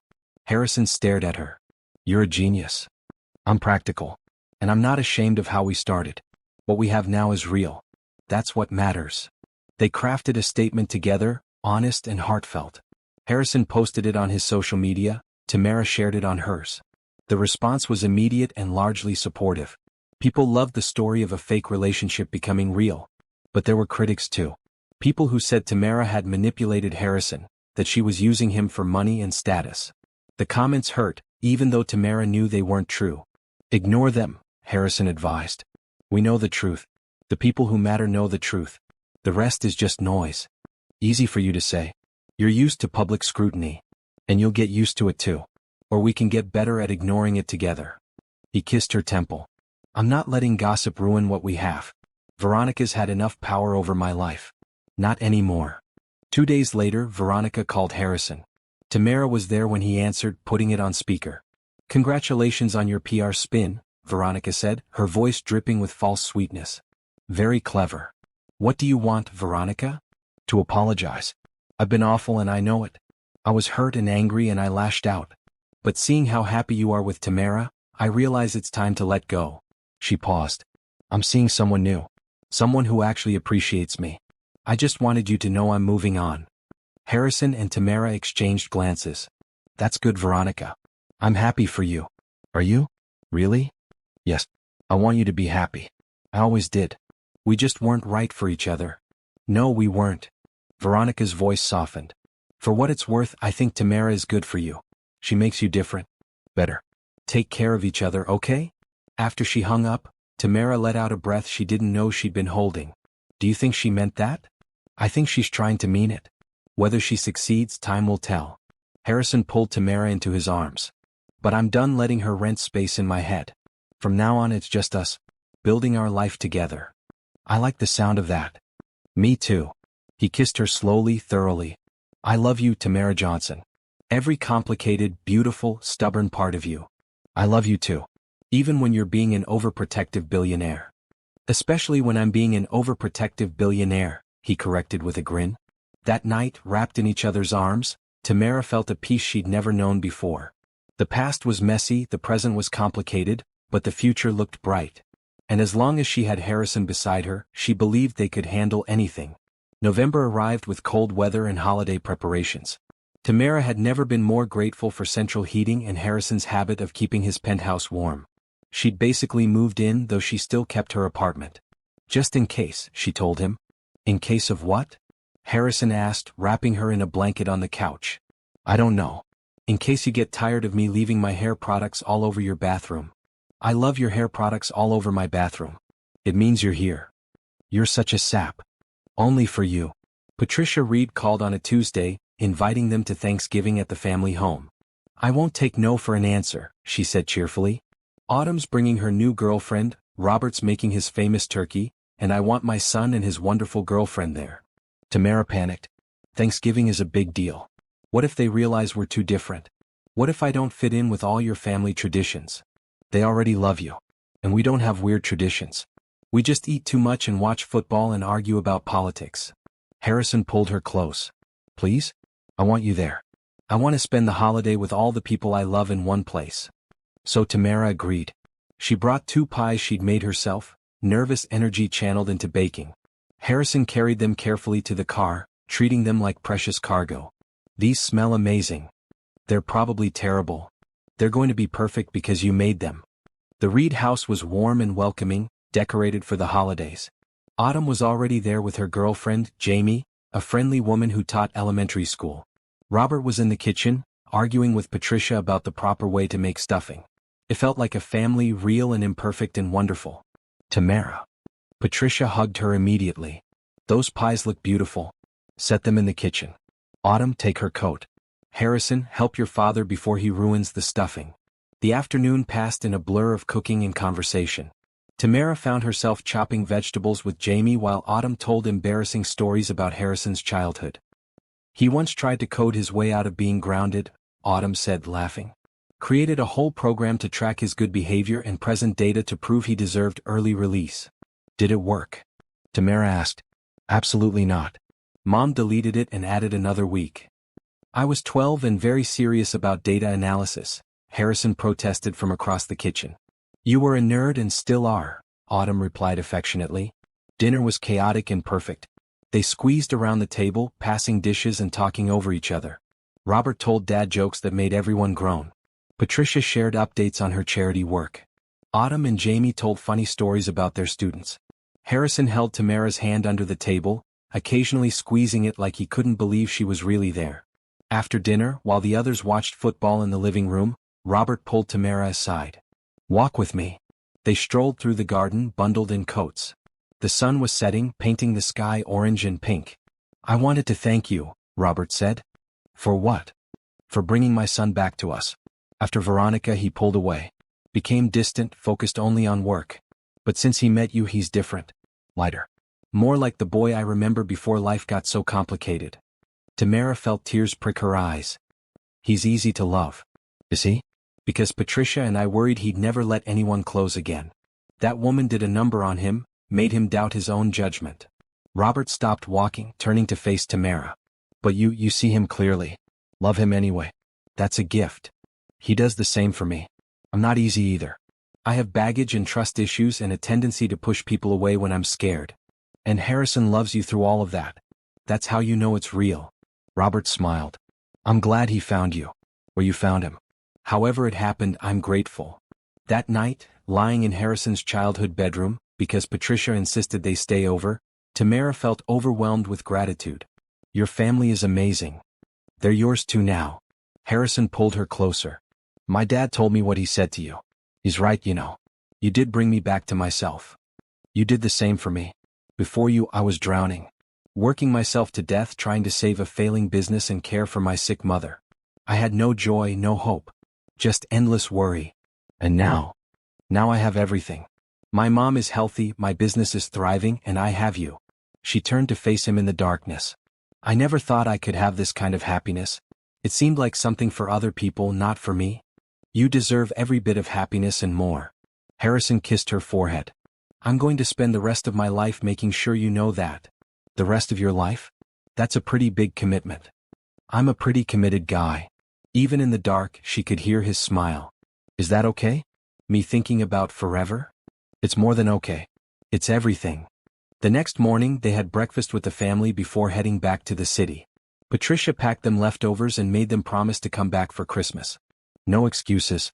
You're part of this family now, Tamara. That means suffering through Robert's eggnog and my attempts at caroling. In the car, Harrison was quiet. Tamara studied his profile. What are you thinking about? My mother's engagement ring. It's in a safe deposit box downtown. I was thinking about having it resized. Tamara's heart stopped. Harrison. Too fast. He glanced at her nervously. I'm not proposing. Not yet. But I want you to know I'm thinking about it. About asking you to marry me when the time is right. When would the time be right? When you're ready to say yes. When you're sure this is what you want forever, not just for now. Tamara reached over and took his hand. I'm already sure. I've been sure for weeks. But I appreciate you wanting to wait to make sure I'm comfortable. So if I asked now, I'd say yes. Without hesitation. Harrison pulled the car over suddenly, parking on the side of the road. He turned to face her, his eyes bright. Really? Really? I love you. I want to build a life with you. Get a dog like you said. Maybe a house with a yard. Kids someday if you want them. I want everything with you. He cupped her face. Every adventure, every quiet morning, every challenge and triumph. I want all of it as long as it's with you. They kissed on the side of the road, traffic rushing past them, both crying and laughing at the same time. When they finally pulled apart, Harrison was grinning. I'm getting that ring resized tomorrow. Good. Because I'm saying yes whenever you ask. December flew by in a whirlwind of holiday events and year-end work. Elegant Moments was booked solid through the next spring. Tamara hired more staff, including her old assistant who she was thrilled to bring back. The new office was bustling with activity, full of creative energy and excitement. Harrison started transitioning leadership of Reed Technologies to his board, focusing more on the foundation and his relationship with Tamara. Life's too short to spend it all in boardrooms, he explained. I want time for what matters. They looked at houses together, dreaming about their future home. Tamara's mother joined them for some viewings, offering opinions and getting increasingly excited. My baby homeowner. I never thought I'd see this day. You're seeing a lot of days, Mom. That's what matters. Her mother's health continued to improve. The cancer was in remission, and doctors were cautiously optimistic about long-term survival. She'd regained weight and energy, looking more like her old self. Watching her mother laugh and plan and dream about the future, Tamara felt profound gratitude for Harrison's help that had made it all possible. Christmas Eve arrived cold and clear. Harrison had convinced Tamara to attend his family's annual party, a tradition that brought together extended family and close friends. She wore a red dress Patricia had helped her pick out, and Harrison wore a matching red tie.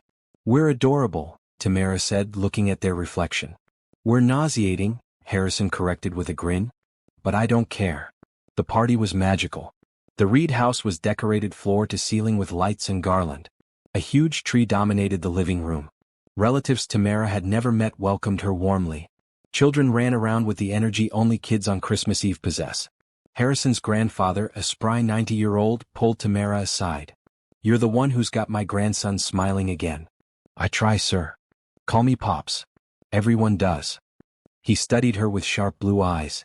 You love him? For real, not for his money? For real. The money just complicates things, honestly. Pops laughed, a hearty sound. Good answer. You'll do just fine in this family. He leaned closer conspiratorially. He's going to propose tonight. Saw him sneaking the ring into his pocket earlier. Tamara's heart leaped. Tonight. Tonight. So act surprised, will you?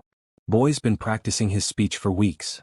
Tamara tried to act normal for the rest of the party, but her heart wouldn't stop racing.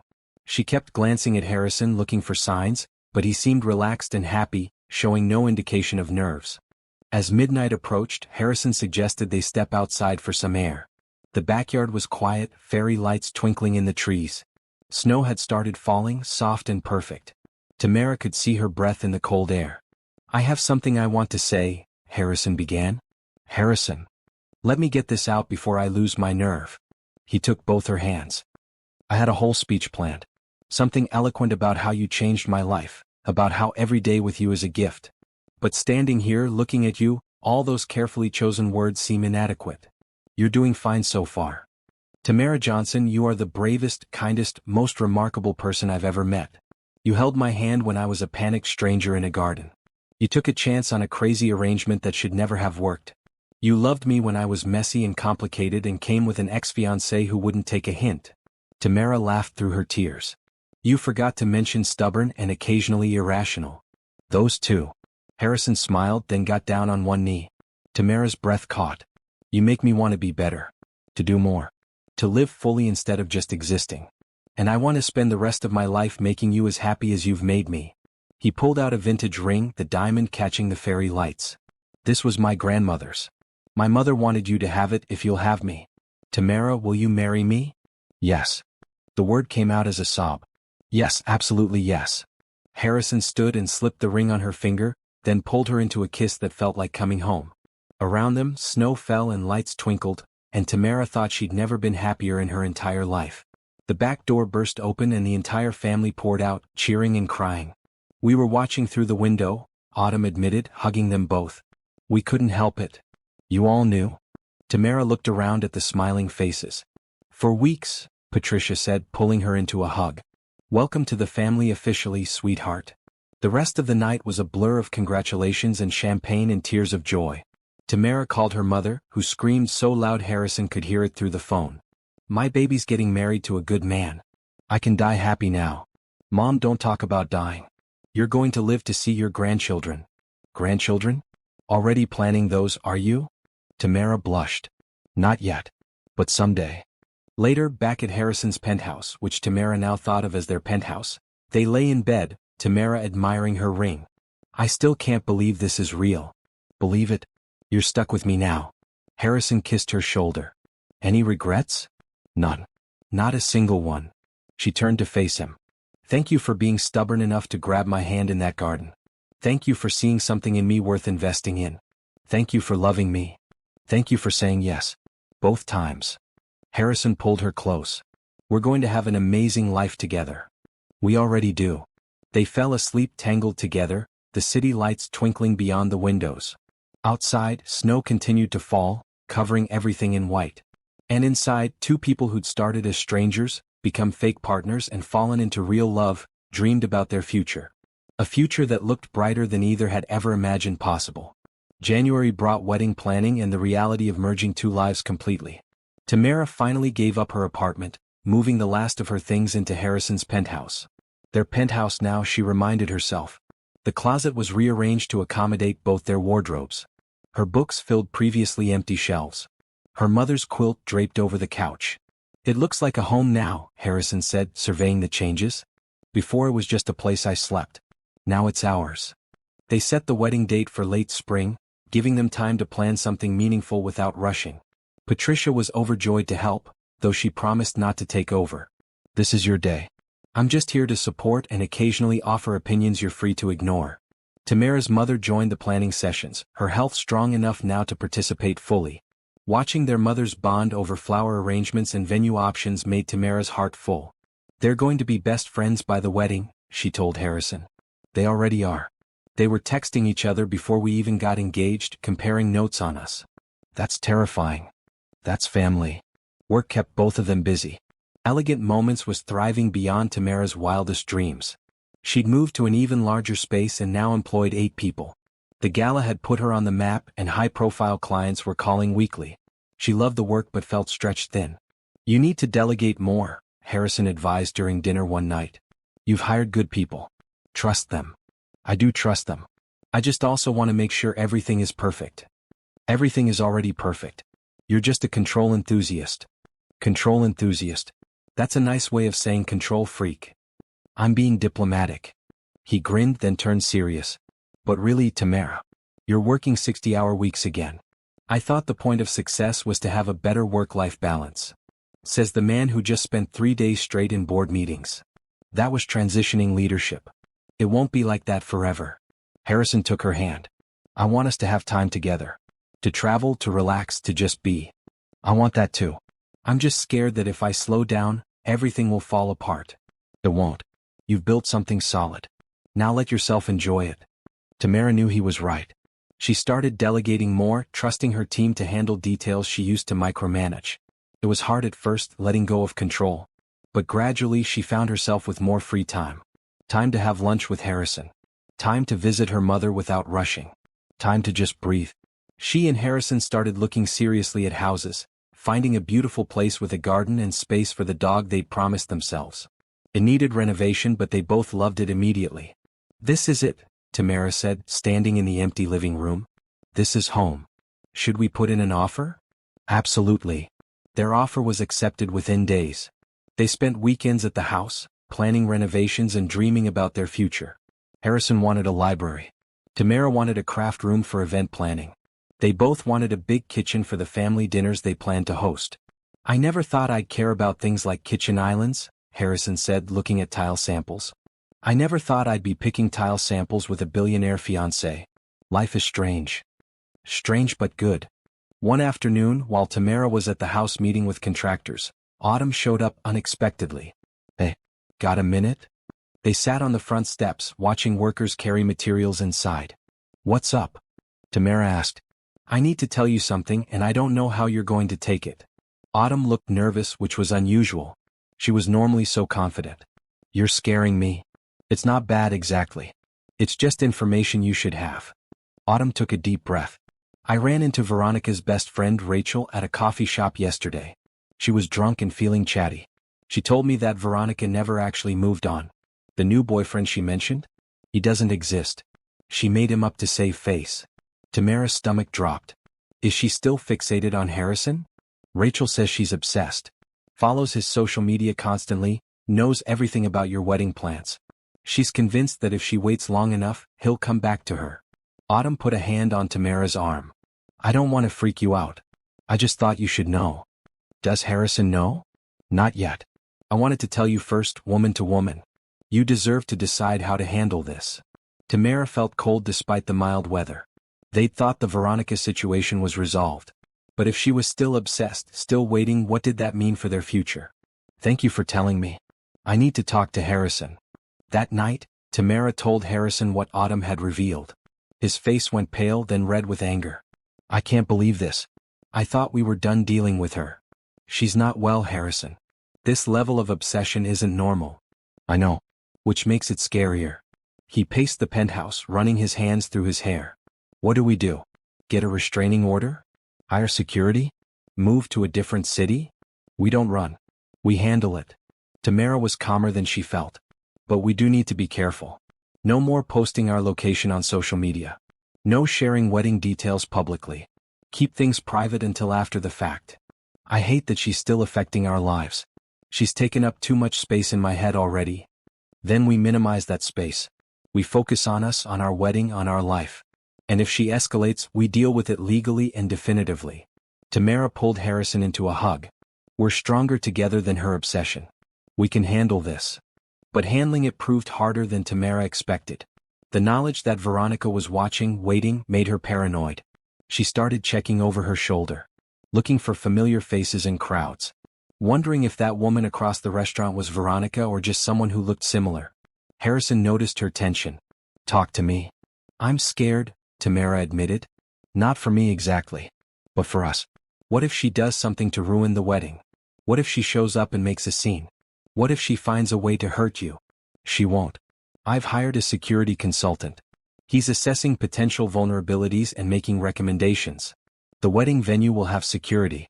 Our house will have an alarm system. We're taking this seriously. I don't want to live in fear.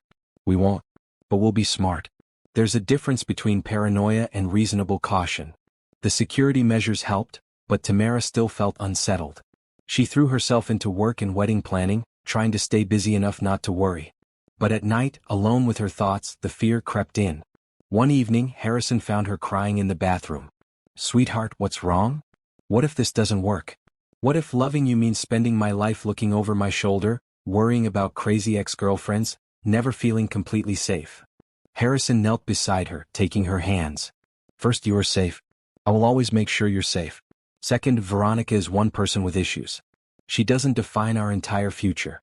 And third, I'm not letting her win by making us miserable. But what if she never stops? Then we deal with it. Together. For as long as it takes." He wiped her tears. "I love you. I'm marrying you. No ex-girlfriend, no matter how obsessed, is going to change that.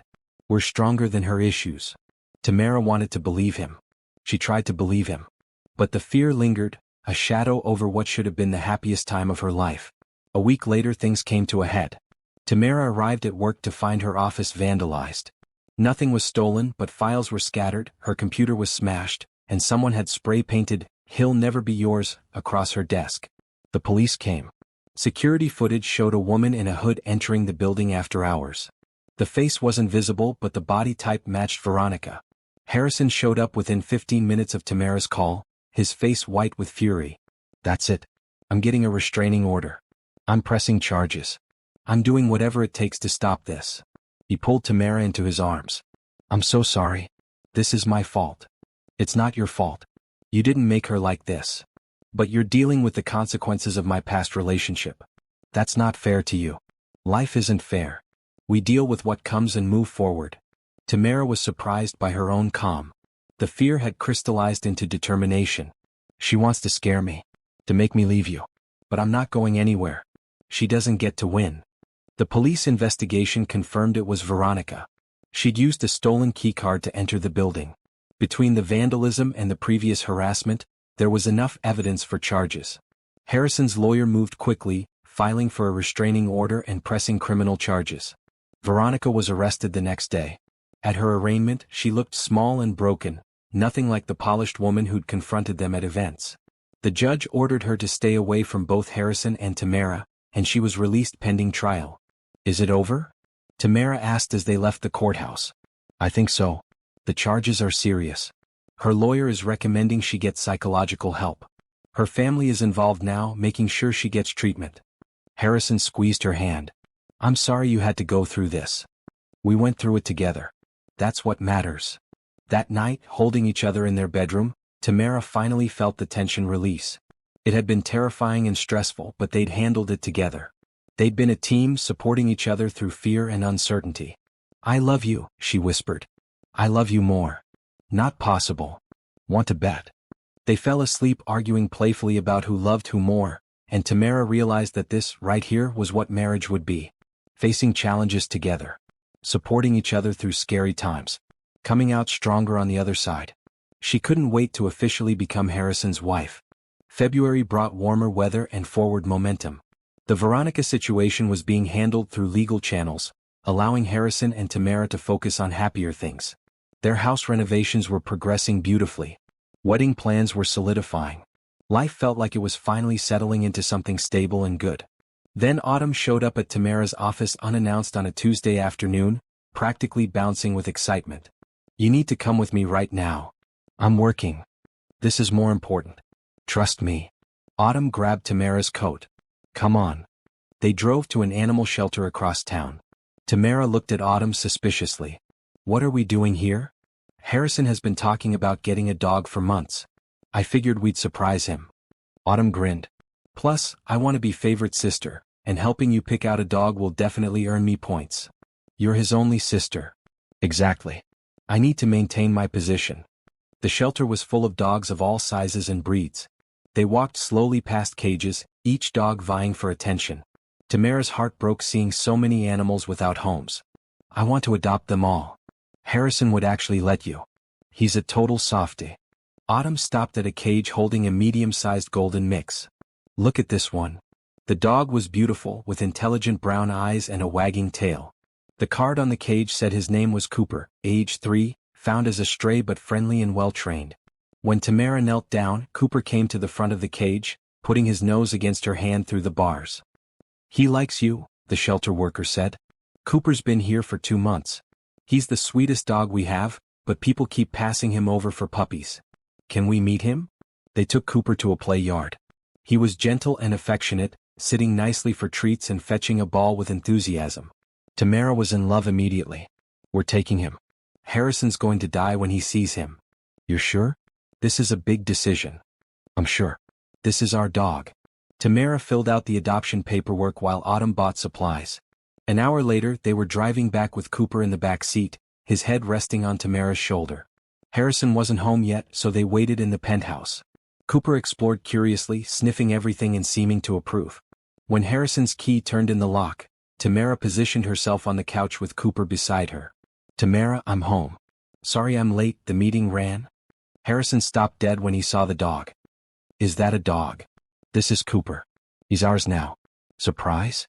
Harrison's face went through several emotions: shock, confusion, then pure joy. He knelt down and Cooper went to him immediately, tail wagging frantically. "Hey buddy.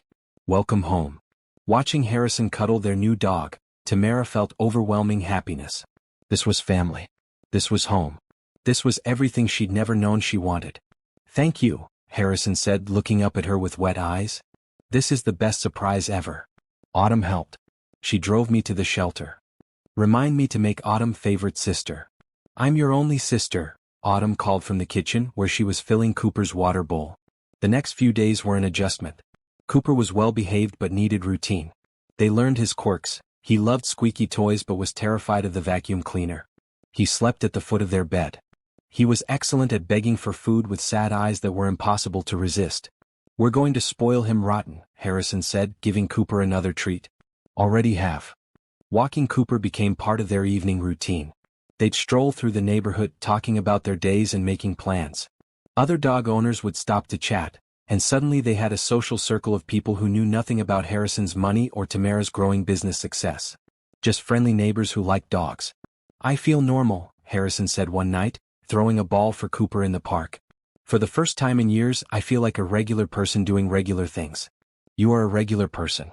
You just happen to have an abnormal bank balance." "You know what I mean. This walking our dog, planning our wedding, arguing over what to have for dinner. It's exactly what I always wanted." "Me too." Mid-February brought an unexpected call. Rachel, Veronica's friend, wanted to meet with Tamara. Harrison was immediately suspicious. It could be a trap. Or it could be someone trying to help. "I'll meet her in a public place. It'll be fine." They met at a busy cafe downtown. Rachel looked tired, her usual polish gone. "Thank you for meeting me. I wasn't sure you would. I'm curious why you wanted to talk." "To apologize. And to explain." Rachel stirred her coffee nervously. Veronica wasn't always like this. She used to be funny and kind. But after her dad died and she lost her job, something broke in her. She became obsessed with security, with finding someone who could take care of her financially. When she met Harrison, she saw him as the answer to all her problems. "That's not love." "I know. I tried to tell her that. But she couldn't see it. And when Harrison called off the engagement, it shattered her worldview. She couldn't accept that she'd pushed away a genuinely good man by being dishonest. Rachel met Tamara's eyes. "What she did to you, the harassment and the vandalism, that's not okay. I'm not excusing it. I just wanted you to understand she's sick, not evil." "I appreciate that. But understanding why she did it doesn't make it okay." "I know. She's getting help now. Real help. Therapy, medication, the works." Her family finally stepped in. Rachel paused. "She asked me to tell you something. She's sorry. She knows sorry doesn't fix anything, but she wanted you to know. And she's going to plead guilty to the charges.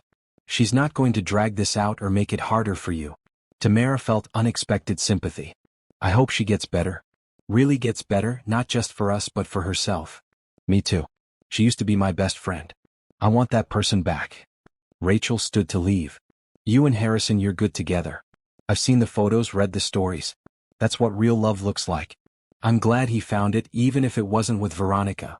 After Rachel left, Tamara sat alone with her thoughts. It was easy to demonize Veronica, to make her the villain. But she was just a broken person who'd made terrible choices. That didn't excuse the harm, but it made her human. flawed and struggling like everyone else. She called Harrison to tell him about the meeting. "How do you feel?" he asked. "Sad mostly. For everyone involved. But also grateful that it's ending. It's ending because we're strong.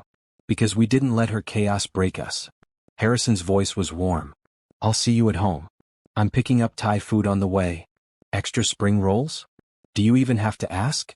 That night, eating takeout on the floor because Cooper had claimed the couch, Tamara felt profound contentment. This was her life now. A man she loved, a dog she adored, a career she'd built, a mother who was healthy. Everything she'd struggled for, fought for, nearly given up hope for. "What are you thinking about?" Harrison asked, feeding Cooper a piece of chicken when he thought Tamara wasn't looking. "I saw that. And I'm thinking about how lucky I am. We're lucky. Both of us." He raised his water bottle. "To us. To Cooper. To normal evenings with Thai food and a spoiled dog." "To us," Tamara echoed, clinking her bottle against his. March brought spring and final wedding preparations. They decided on an intimate ceremony in the garden of their new house, which would be finished just in time.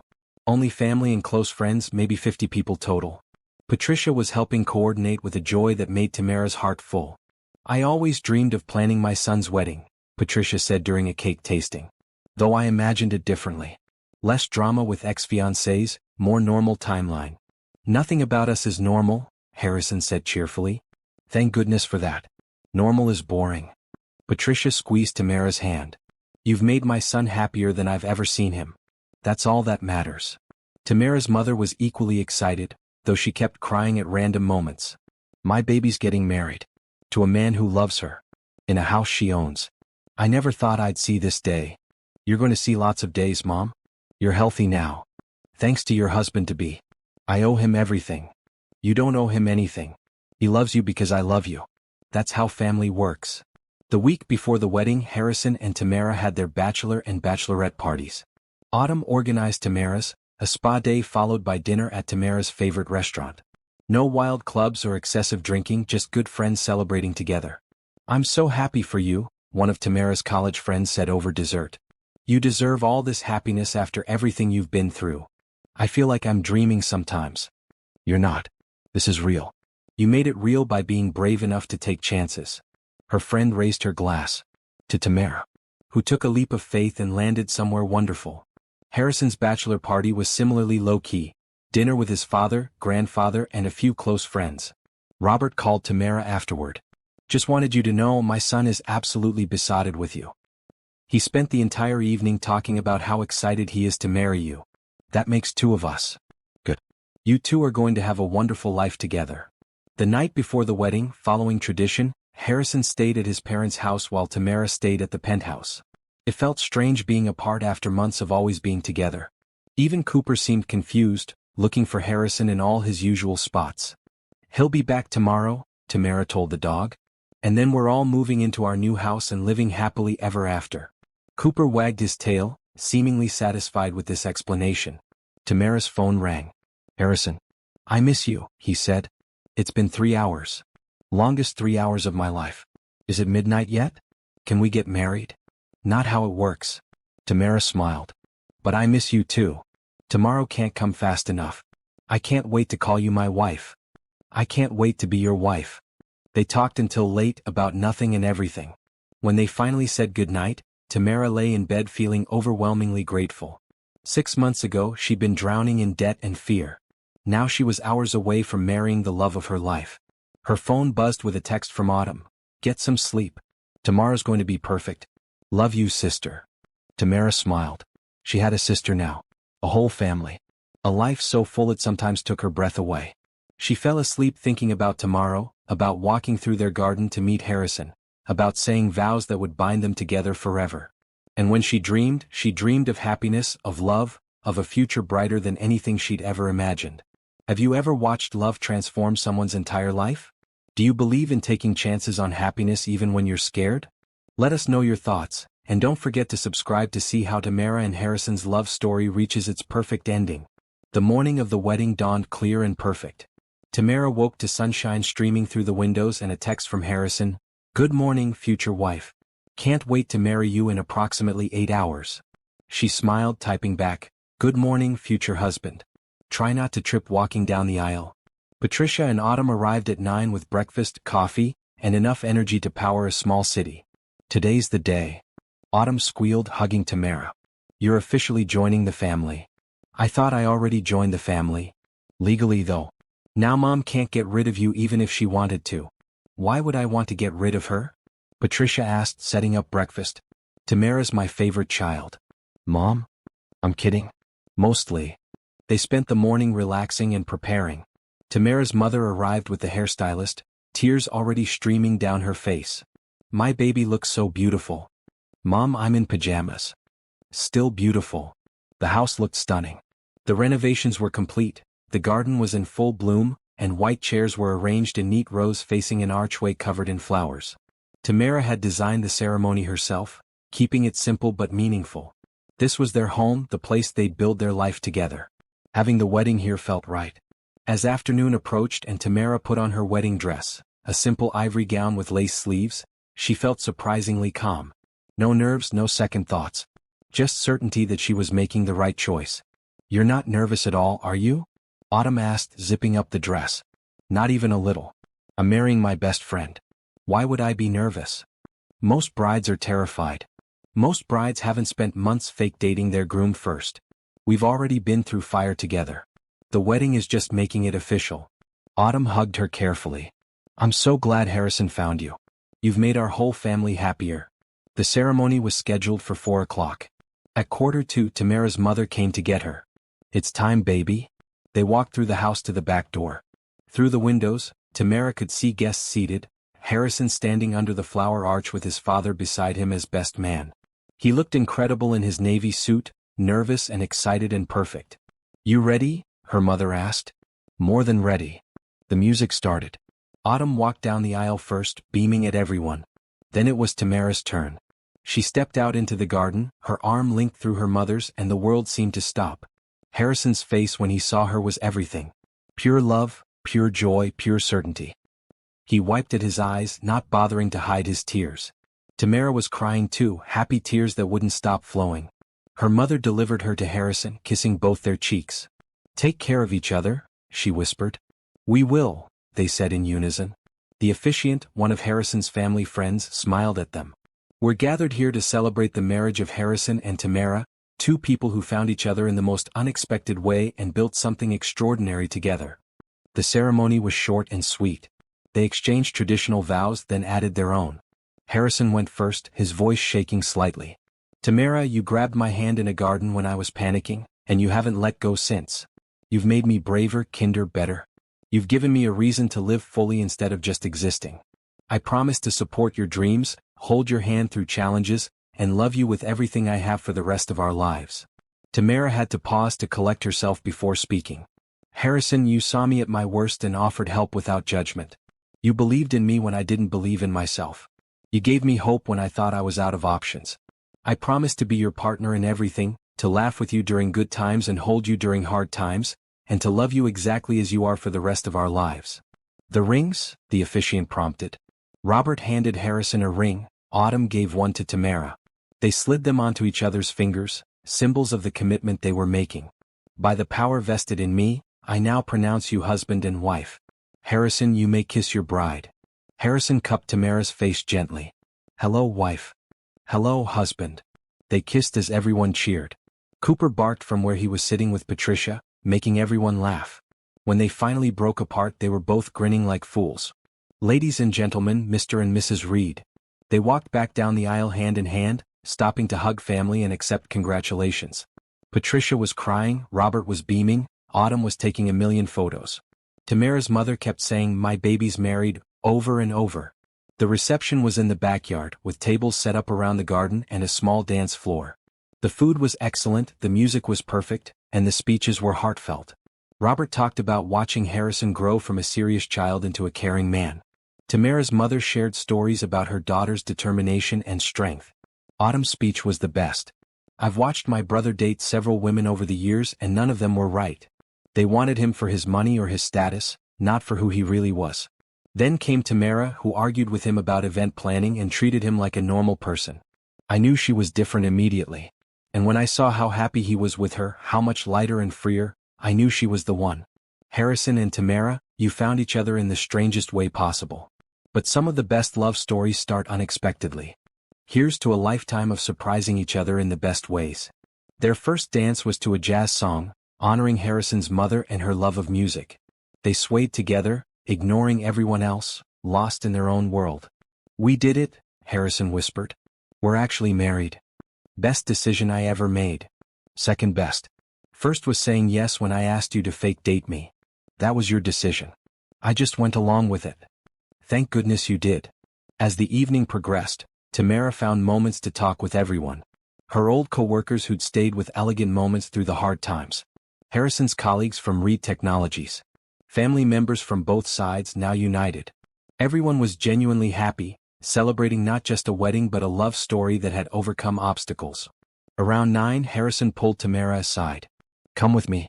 I want to show you something. He led her to the house, to the library they designed together. On the shelves were photos from their relationship.